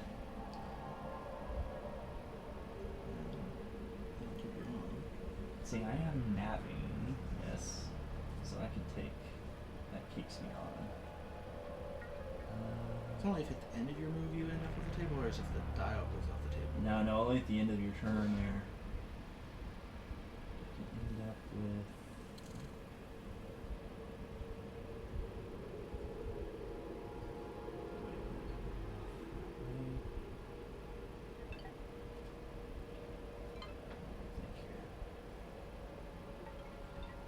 So my goal at this point is really if I can try to finish off ammunition somehow, because it's pretty hurt right now. 1, 2. And I think between ammunition and the Corvette, that probably would give me a very slim victory if he doesn't kill anything else. So we'll go ahead and keep it 4 here. Keep it 4, okay. And he's really just got to try to keep ammunition from getting any big hits on it.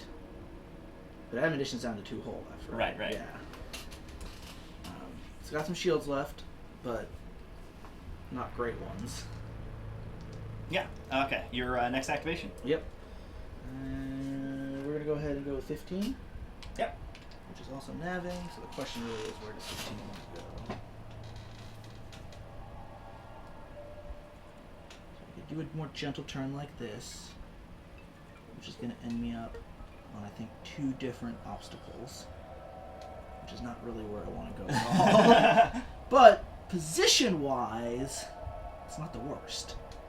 It's a position I would love to be in a lot of ways, because that really means ammunition has to go way over here. Because if ammunition ends up anywhere else, I'd have a chance of shooting it more. I could do this tighter turn, which won't end me up on any obstacles this turn, I think. But it means I'll have to fly, but it means I'm really not doing anything.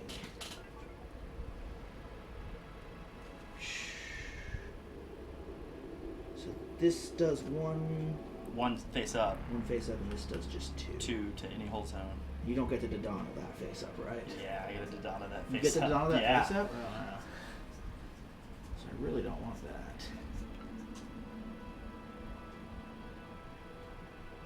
So I think I'm going to stay at speed 1. And just do that tighter turn there. Yep.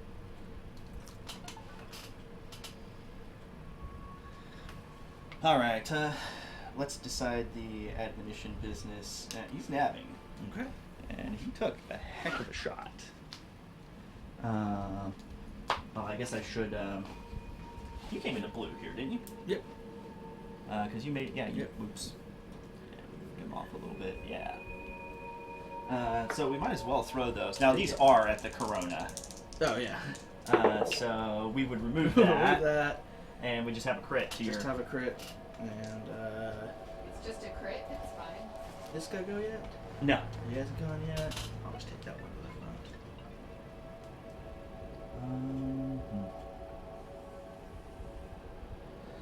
And yeah, I think what we do is 1, 1, 1. Get out of dodge. And then we inside turn that here, and should be good. Yep. All right, your third. Mm-hmm.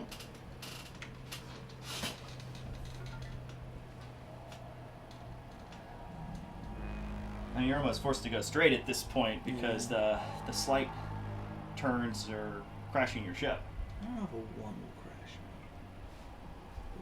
me. One ahead, one. That might slot in. Yeah, alright, I'm gonna have to just do 1 ahead.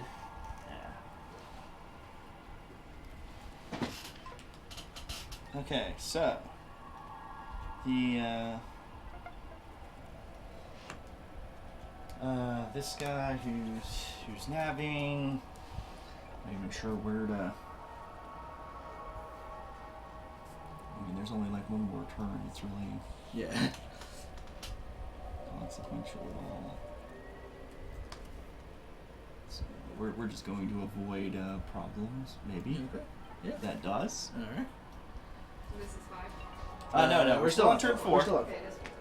All right, and then you're out. I'm still 2 ships behind you. There's still 2 ships in there, yep. Yeah. So we'll see. Ended up with the CF, and this one come into range there. Yeah. Probably might be obstructed, but I am not sure what to shoot at this point in terms of. I think I'll go ahead and take it at that Take it one. down, And okay. See what we can do from here. So there is an accuracy which actually should be removed. Yep. And we should go ahead and TRC the double off of that. Okay. So I will brace this, and I will redirect the other 2. And that's where the accuracy results from the objective come back to hurt a little bit Yeah. because you could lock the brace and. Yeah, that would have been over. I mean, if if he had got that accuracy, that would have been a pretty good hit there. All right, and now let's see.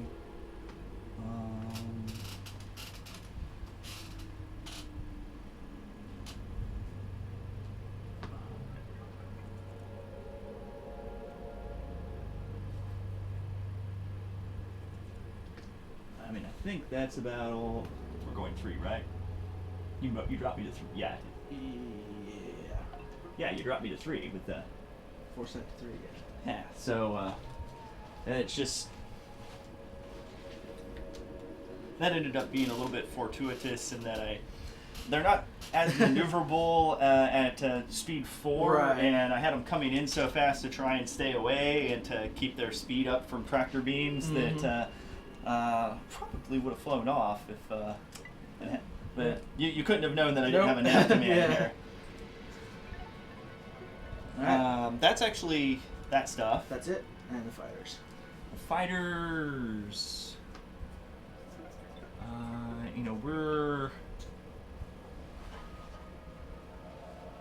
We're talking about needing to be, say,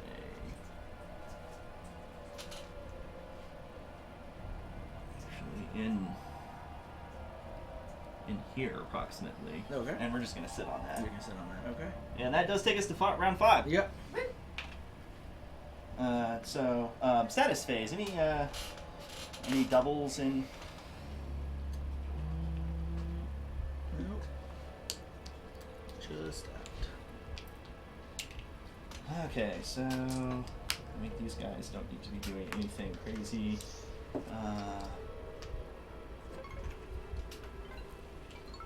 She was okay. Just there's that wonky maneuver.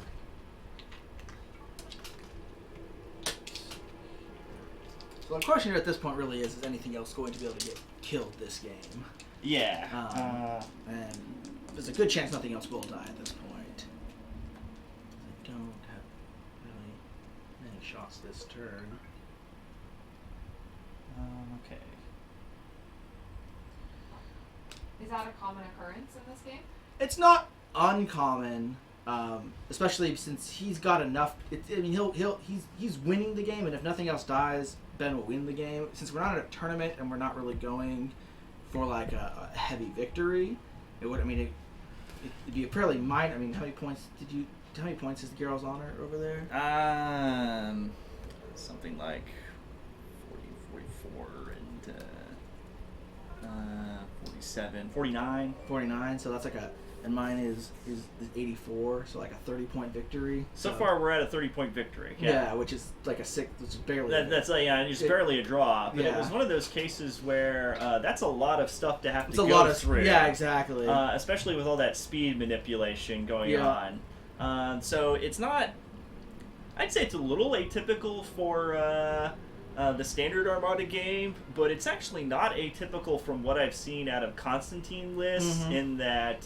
What a list like mine ends up doing to try and avoid all the speed manipulation is deny shots, and then it has like the ability to do that. Yep. And so I end up killing enough, but not by a large amount. So I see a lot of 6.5, 7.4s. Again, you'd run into the problem with the bomber list. With the bomber list, yeah. So I mean, if I had played a little smarter, I probably should have put 2 of my ships going this way and 2 going this way, and forced him a little more into probably having to fight 2. By putting that 1 over here and hoping I kind of put it out there a little much, or it might have been better for me to put one of the 2s out there. So we end up Cruisin' with... FPV, thank you for that follow. Hey. Welcome to the Belfry. Thank you. So Right. yeah, it's your move first. So it's not uncommon for Armada games to have like a turn 6 where not much happens, because your ships do get locked into like vectors, you could say. It's not necessarily that uncommon that you'll have just passed each other by turn 6 and be flying off in opposite directions, or it'll be real obvious who's won, and one player will just try to run away and conserve some of his forces. Yeah. On turn So it's 6. not necessarily a fight until everybody is dead kind of game. Yes. Definitely not. Especially in kind of a more tournament, or where you're a lot Armada. both in tournaments and in the campaigns, also has a lot of incentive to conserve your forces. Yeah. So keeping your guys alive is oftentimes as important. So it's not uncommon. Like if one of these had been injured, if I had done some real anti-fighter shooting at them, which I might have been able to do last turn and didn't, but whatever. It wouldn't be that uncommon for instance, Ben to fly one of these away if it had been hurt already. Yeah. And avoid me getting the chance of killing one, because even if I just kill one of those, that would bring it to a tie at this point. I think. Is it? What's the margin? They're 11 points. What's the margin of victory? Right now we're somewhere around 30, aren't we? 30. Yeah. What gets to a tie? Is there a tie in Armada right now? There's 0-0 always results back to the second player winning. The second player winning. Okay. Yeah. That's right. So yeah. Why is that? I mean, technically, it used to be like the rebel player always won if it's 0-0. So. I don't remember playing in those days if they. Yeah, I think did exist, but I think that might be in the like the learn to play guide or something like that. It's set up. But they want to actually see combat. They want to see that the game, the players are actually flying at each other, because nobody has fun if you're just kind of like flying around the map and don't shoot at each other. Right. So there has to be some kind of incentive that gives one player or the other a win. And in tournaments, what you see is that there might be one clear winner, but the difference between third and fourth and fifth might be a very single tournament point in one game. So if it's the difference between you getting a 6-5 and a 5-6, then that matters. And likewise, you're looking at the decisions that you were able to make over the course of the entire tournament, not just what happened in 3 games as a win or a loss. I'm gonna go ahead and go with him. Right now, most of what's happened, most of what's going to happen has happened, and we've got just 2 rounds of a little bit of shooting going on, and maybe we're gonna take a anti-squadron barrage from him. Yep. At this guy here. Yep. And I'm gonna use my external racks and fire 2 black dice against him. Okay. 1 more hit. Okay. I don't think he's gonna get any other black dice. Right. And then again, Shara. Nothing against this guy. 1 hit. Against this guy. 1 hit. Okay. That's 18.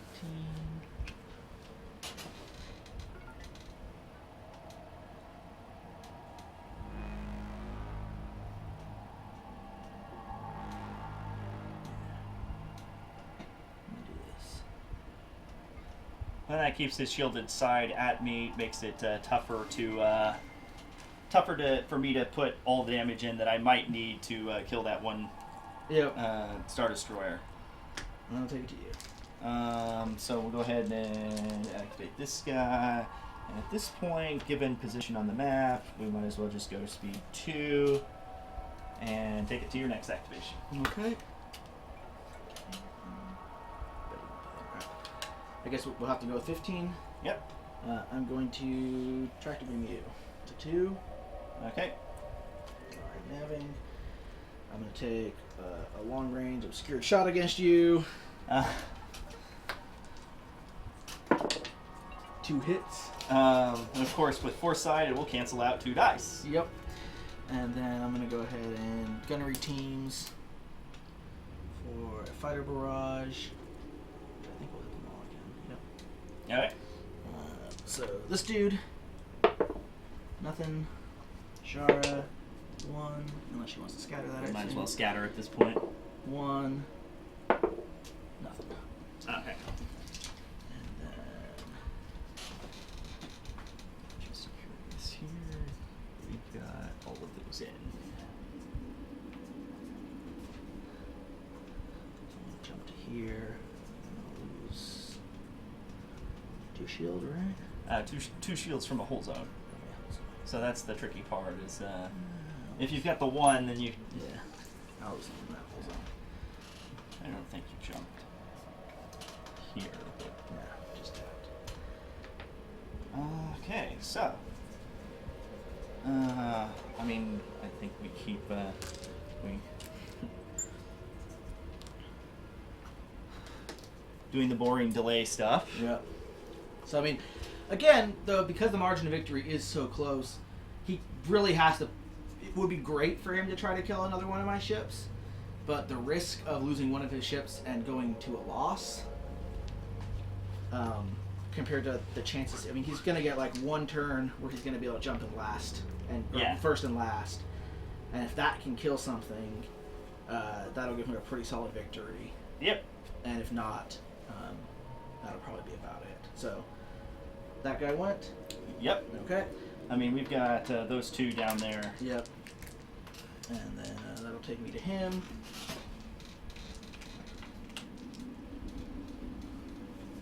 I think I'll just go up to 2 and go into there. And I'm just missing everything.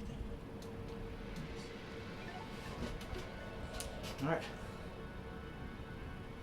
Yeah. Oh, let's go ahead and throw the foresight who's nabbing. He'll keep it. And when you did this, you kept. Is that going to be? It's definitely in the front. It's, I think definitely in the side. Oh, your front to my side there? Oh no, my side. Oh. Well, the back I'm sure doesn't go anywhere, but the side go. You sticking on this one or this one? Oh, I'm thinking here. Oh, okay. Because that's the one I've knocked some shields down, and I'm actually making some effort to try and kill. So we'll fire the 2 red at it. Okay. And let's just take it right into that. Actually, we had the front. Just force you to burn. Vinicius, thank you for that follow. Welcome to the Belfry. Hey, welcome. Now let's take it right to that side. Right to that side. Okay. Which we are getting. We have a decent. We have a TRC opportunity there. Okay. That might have been the. I think that was it. Yeah. All right. So I'm gonna go ahead and brace down to 2, and then I'll just take 2 on the side, I guess. Yeah. And right now that's all she can do. I mean, one curious possibility here is. Okay, so you might be the more serious shot to worry about. That's true.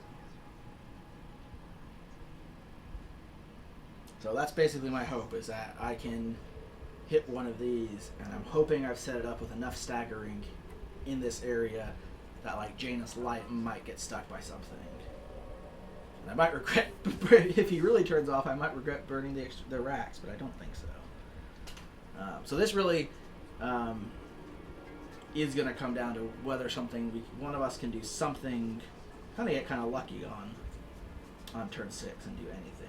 But I think he's going to have to shy off enough at this point. You're just going 2 right now, right? 2, but I got a nab, so I'll definitely go up to 3. Yeah. And but I think I've kept him from getting any big hits on turn 6 with that. Yeah, I think you've done that successfully. I mean, I think once they got all turned around there, it was really just playing defensively to try and hold stuff together. So then there's... Sadly, ammunition got out of there. Then there's the Janus Light, who's got to concentrate fire. Okay. We'll go ahead and throw the 2 to the front there. Not what we needed. TRC that. Okay. I don't have any other Nothing else? manipulation yet. You're not going to use your constant fire. I do have a. Yeah. I did. That was the one, 2 dice. one die. One die. Okay. So 2 to my front. I suppose we could measure this off. Nope. Okay. So nothing in the front. So I will. Man, I could just brace it. I could just burn my brace. I don't think he's gonna get any. All those can only do 1. I better keep it just in case it does something real crazy next turn. So I'll take 1 damage. Yep. I might as well redirect it. There's no point in taking damage now that I'm just gonna not taking. I'm just gonna take that later. So. Okay.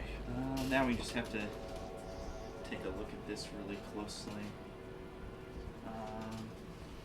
Janus Light is probably going fast enough that I'm not gonna be able to get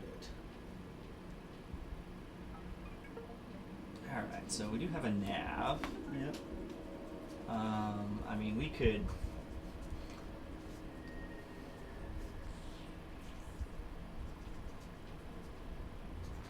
Really what I want is to be able to shoot that guy. Yeah.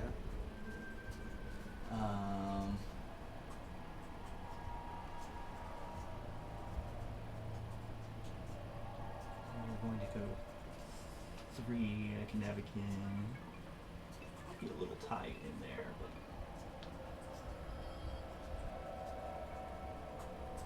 not gonna get enough. 2, 1, 1.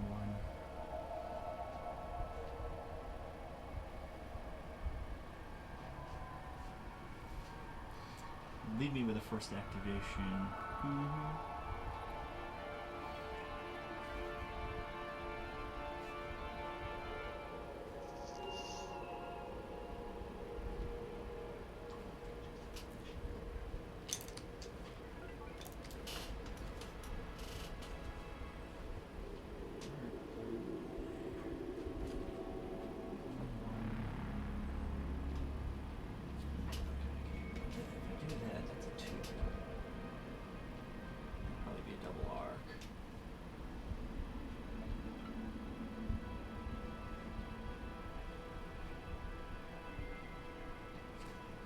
I mean, it's definitely not impossible that he finishes off that. Yeah, we but want to try and get as much as we can. Yep.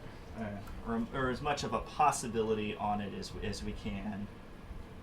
I mean, something like... I don't think that'd...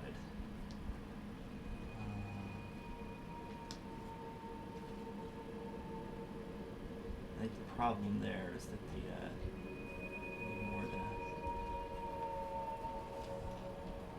Oh, and I'm looking at this from a yacht perspective. Okay. I think I'm taking as if I had a... Oh. Are you limited on your yaws here? Yeah. Let's see what happens there. Let's try that. So, in this situation, he's going to go there, okay. Yeah, I think that's what I have to do. That's what you gotta do. I was taking an extra yaw turn. on those first look, and then Right. realized, like, I don't have that. So we've got... And actually, I don't even think I have the shot here. No. Yeah. But I'm going to be able to get Over here. Yep. So I'm going to go ahead. That's the end of the phase, right? That's everything? Or the fighters get to go. Right, Yep. so we're going to have a black die. Let's take them all into the... Alright, I think I'm out of shields. Do I have a shield on the rear? shield on the rear. No, I do have a shield on it. Okay. So I can take them all to the front. Looks like they all... I think... Yeah, this would be the only one that might not, that I think you can there. Closest point to closest point, so... And it doesn't use the yellow dot, so Okay. yeah, they all can... Sure. Let's take them all to the front. 1. This one? Nothing. 1. Okay. 1. So 3 out of 4. Okay. So that's 3 on me, but I think that's maybe just enough to keep you alive still. Yeah. Alright. And that's it? Right. Alright, so I'm going to go ahead and I'm going to slow both of these guys down. Alright, so he goes to 3. This is going to be turn 6 gen. The other Vic 1 has 5 hull left. And the MC-30 torpedo has 2 hull left. Sorry, say those again. The Vic 1, the VSD 1, so one VSD 1, the one that was damaged is gone. He's dead. Okay. The Hammerhead torpedo is dead. Okay. The other Victory 1, the other VSD 1 has 5 hull left. Okay. And the MC-30 torpedo, the top one, has 2 hull left. Gotcha. Okay. So I slowed those 2 down with Constantine. I don't need to bother setting any dials. And I think this guy has to go first, and Jenna's like, yeah. yeah, and he's gonna nab just to... I mean, I have the token as well, Yeah. but it's just... So yeah, I know I got a range there, but I mean you can double arc into this guy if you want. If you want shooting. Yeah, I think at this point we're just not dealing with anything worthwhile, so... Yeah. we'll go ahead and just swing him around out of the way there, and that'll you got I think range on a shot over there, but not a whole lot that's interesting that will kill him. All right. Yeah, I'm not gonna kill him with a side shot there. Yeah. So we'll go ahead and activate this dude here. I am at medium range, so I'll go ahead and take our front shot into foresight there. Yep. Just for fun. Oh, he is Nad's number. It's my flagship. My flagship is naving.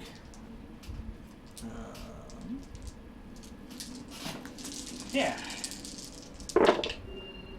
That was not great, so I'm going to go ahead and lead in shots. 2 hits. Yep, Wow. Not good at all. So 2 hits. All right, this was at medium range. Yep. So you know what? At this point, it's just we'll,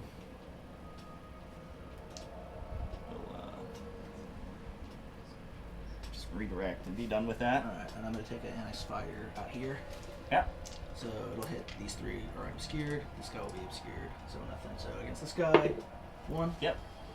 Against Shara, nothing. And against the other guy, nothing. Yeah. Okay. And he's gonna stop. He's gonna go 0. He's gonna go 0. All right. I don't want to fly into your torpedo. Right. There's nothing else that I need to worry about. So, wrong one. So I'm just gonna stop. Okay, so He's at speed 1 right now, right? 2. 2. Oh shoot! I have to tractor him. Sorry. Do you mind if I tractor him?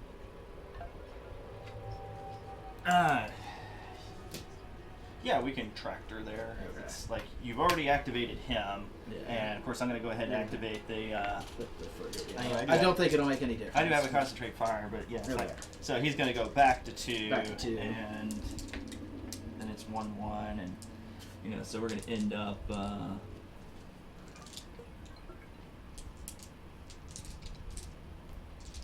Yeah, how about right here? Right there. Sounds good. You got a red. You had some red die shot if you wanted. At this it point, won't like, matter. I'm not going to kill those 2. Uh, It's like I already kind of committed to the one here. Yep. So we're gonna go ahead and take this guy. He's gonna do an anti-squadron out the side. Yep. So it'll hit all of them. This guy, Shara. Nope. This guy. Yep. And this guy. Yep. Yeah. And I don't think I double arc anything. So we're just gonna. And yeah, I mean, some of this is for everybody that's still watching. Is we're simply saying that recognizing the kind of the material facts on the board that I could have taken a couple of shots, but just kind of to speed the game along. Yeah, they weren't going to affect anything. Yeah. So, and in fact, I mean, we're not dealing with a lot that's going on up here either. One turn, and then your final. Yep. So we're gonna take an X squadron on Shara. 1 hit. I assume you'll scatter that. Yeah. On this guy, 1 hit, So you did get. and 1 hit on him. And unfortunately, That's just the last. that's just the last one, and he is just not in my zone. I'll spend this to bring shield back. Yep. And we're just gonna go speed. Yeah, we'll just go ahead and go. Because that's the last turn. You might as well. Yep. And at this point, that's my activations that matter. Yeah. And we just end up with, we can move them one because that's all I have left. Yep. And I think we brought. You said you had what, 80 something on that? That guy had 82 points total. So 44, and then another 44, another 3 for 47, and then another I think 3, might be 2 for the boarding. Like I just forgot the cards. Oh, for the boarding yeah. So it's at 50, and then there's 72, and you had how many? 82. 82. Yeah, so a 10-point victory for So you. it ended up being 10 points. Yeah. It's So if I had gotten slightly luckier and kill. So he's got one A-wing there with a single health left on it. Right. If I had gotten slightly luckier and killed that A-wing, that would have swung it from a 10-point victory for Ben to a 1-point victory for the Empire. Yeah. Of course, Ben also might have been better served by he probably could have. He also could have just run with his A-wings if he had felt like it, rather than try and been pretty sure. Right. Like he was definitely playing the game a little bit to try to go through it. So it might have been smarter, rather than hope he could kill this, just to run them away. I'd say usually, like, for how I would play, I don't worry too much about the MOV points. And more about the actual points. So if it's not, I'll usually play a little bit more aggressive, and then like try for the actual. For example, a score difference. If I hammered another, if you had killed another one, that would have put him very clearly into a victory. Yeah, but hey, good game. Yeah, good game. So this ends with a minor rebel victory. They got in here, they did their damage, they got out. Yeah. But still a rebel victory. Rebels for life. We did what we could. Like I said, I think I could have played it a little better. I think if I had set up something at the very beginning, something more like this, because I think the problem I had, from my point of view, is that by putting 3 right here, I guaranteed that he was never going to go near them. If I had put it more like this, it would have made it harder for him to flank me. I mean, he could have tried to go over here, but going into the corner is a little more risky than going with it, because he doesn't have anywhere to turn off. By letting him go over here, I gave him the option of turning off out that way.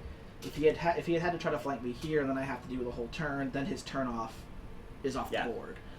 So I think that was my mistake. I think if I had set up a little more evenly like this, I could have forced him to do probably something similar to what he did, or he would have had to really been more careful with his engagement. But or Isendar says if you'd taken 12 Star Destroyers instead of only 4, victory would have been assured. I've got 12 Star Destroyers, so one day.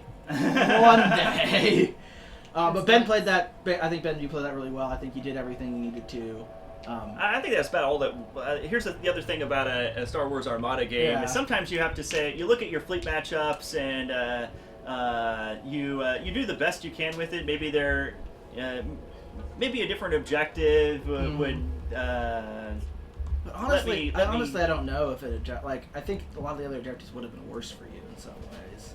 Because well, for instance, if we've been playing like the ion cannon, right?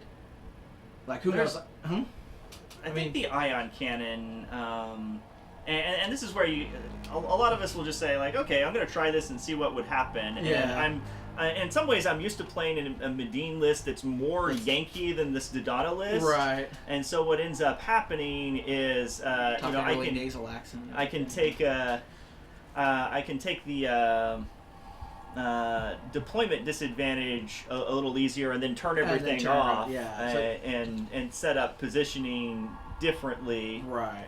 Whereas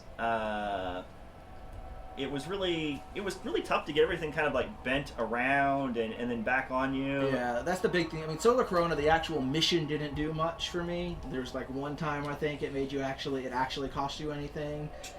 Yeah, twice. Yeah, twice. So it really wasn't that big, but I think it was big for the deployment. The deployment was the big thing. Yeah, definitely. And that's where I kind of messed up, and I really should have done something more like this to take advantage of that deployment advantage, and put him a little more where he has to choose. I'm gonna have to engage 2 of them rather than giving him 1 to engage like that. So that was my bad. And again, he didn't really make any mistakes that I can really think. I mean, you could have played a little more aggressively, but I don't know if that would have been a smart move or a mistake at that point. So, I don't think that there were any. I didn't see any big errors that you made or anything. Yeah. I mean, some adjustments with the squads maybe, but I don't think there were mistakes that tipped the game. Right. That would have. I could have actually repositioned and gotten another one of the Vics. Yeah. And that's another thing is a lot of the strategy is there in your list design and is in the deployment at the start of the game, which is where usually I like to go for bigger wins and can usually find ways of ways of achieving them, but like trying to avoid Constantine and losing my stuff and so forth was really tricky here. And I think what you want ideally, where there's not much in the way of deployment in a list like that, is where one can plop down one thing, and then by the time I've set a flotilla and 3 squads, you've put 3 Vics somewhere, and everything else goes where where I can hopefully turn the tables into my list versus two Vics. 2 Vics, yeah. And I don't know. Maybe is it? I mean, maybe the solar corona, or maybe the solar corona didn't allow me to do that. Yeah. Maybe taking a couple of shots off of the ion cannon, just simply because you have to place those ion cannons before. You know where I could deploy, so one of them usually gets. One of them usually gets out, but I mean, again, like ammunition was down to 2 health. That could have been the difference, if I got really lucky or something. Yeah. Something random like that pushed it over. That was probably the worst thing for me, is that I got that one perfect shot at ammunition at point blank, and I rolled okay, but I didn't roll great because I just got 1 hit on everything. And if I had rolled just a little better. Isendar says a more even matchup would have started with all the rebel ships on one hull with no shield. I like how you think, Isendar. And no engines. I like how you think. Yeah, they should have no engines at all. But I mean, there are people that make classic Ben jokes where Ben gets to play your 400 rebel fleet with an 800 point Imperial fleet because it's more authentic that way. I mean, like, it's not like that was a bad roll for me though. It was everything hitting wasn't bad, but if I had rolled slightly, I mean, if 3 of those had been double hits, right? Yeah. That would have been it. So I could have gotten just a little bit of a better roll, or got a crit or 2 in there, or an extra crit or 2, and maybe done something with that.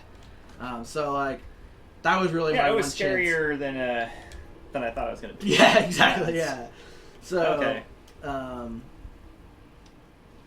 But yeah, so it was a solid good game. Yeah, definitely a good game. Hopefully we'll have you back at some point to do another game.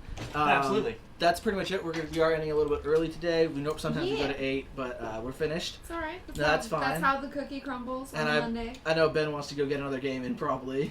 Probably head out to Dragon Slayer and see who's still there and wants to play. Yeah. So if you're local, head over to Dragon Slayer. Go play with them. Yeah. Do the thing. But thanks for watching. I'm Stable Abe, or Abe. This is Ben, or you can call him Classic Ben.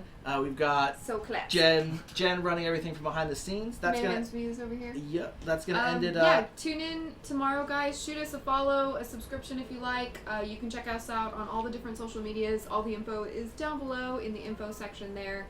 We will be live again tomorrow at 2 p.m. Standard. 2 p.m. Central. What is my brain even right now? One of the times at 2 o'clock. Just pick every 2 o'clock no matter where you are and then tune in and see if we're live or not. That'll work out for you just fine. We're going to be playing more Orcs tomorrow and on Friday. Tomorrow night we're going to have a guest from Steve Jackson Games. We're going to play some new stuff for you guys. So that's all I got. That's it. Thanks a lot for watching. We have named our Star Wars show as The Dice Strikes Back. So The Dice Strikes Back will be back next week on Monday. Probably doing some X-Wing then, something like that. But we'll bring back Armada sometimes again. I don't know how often, but as often as we can. So thanks for watching. Ben, thanks for coming out. You're welcome. Everyone have a great night out there.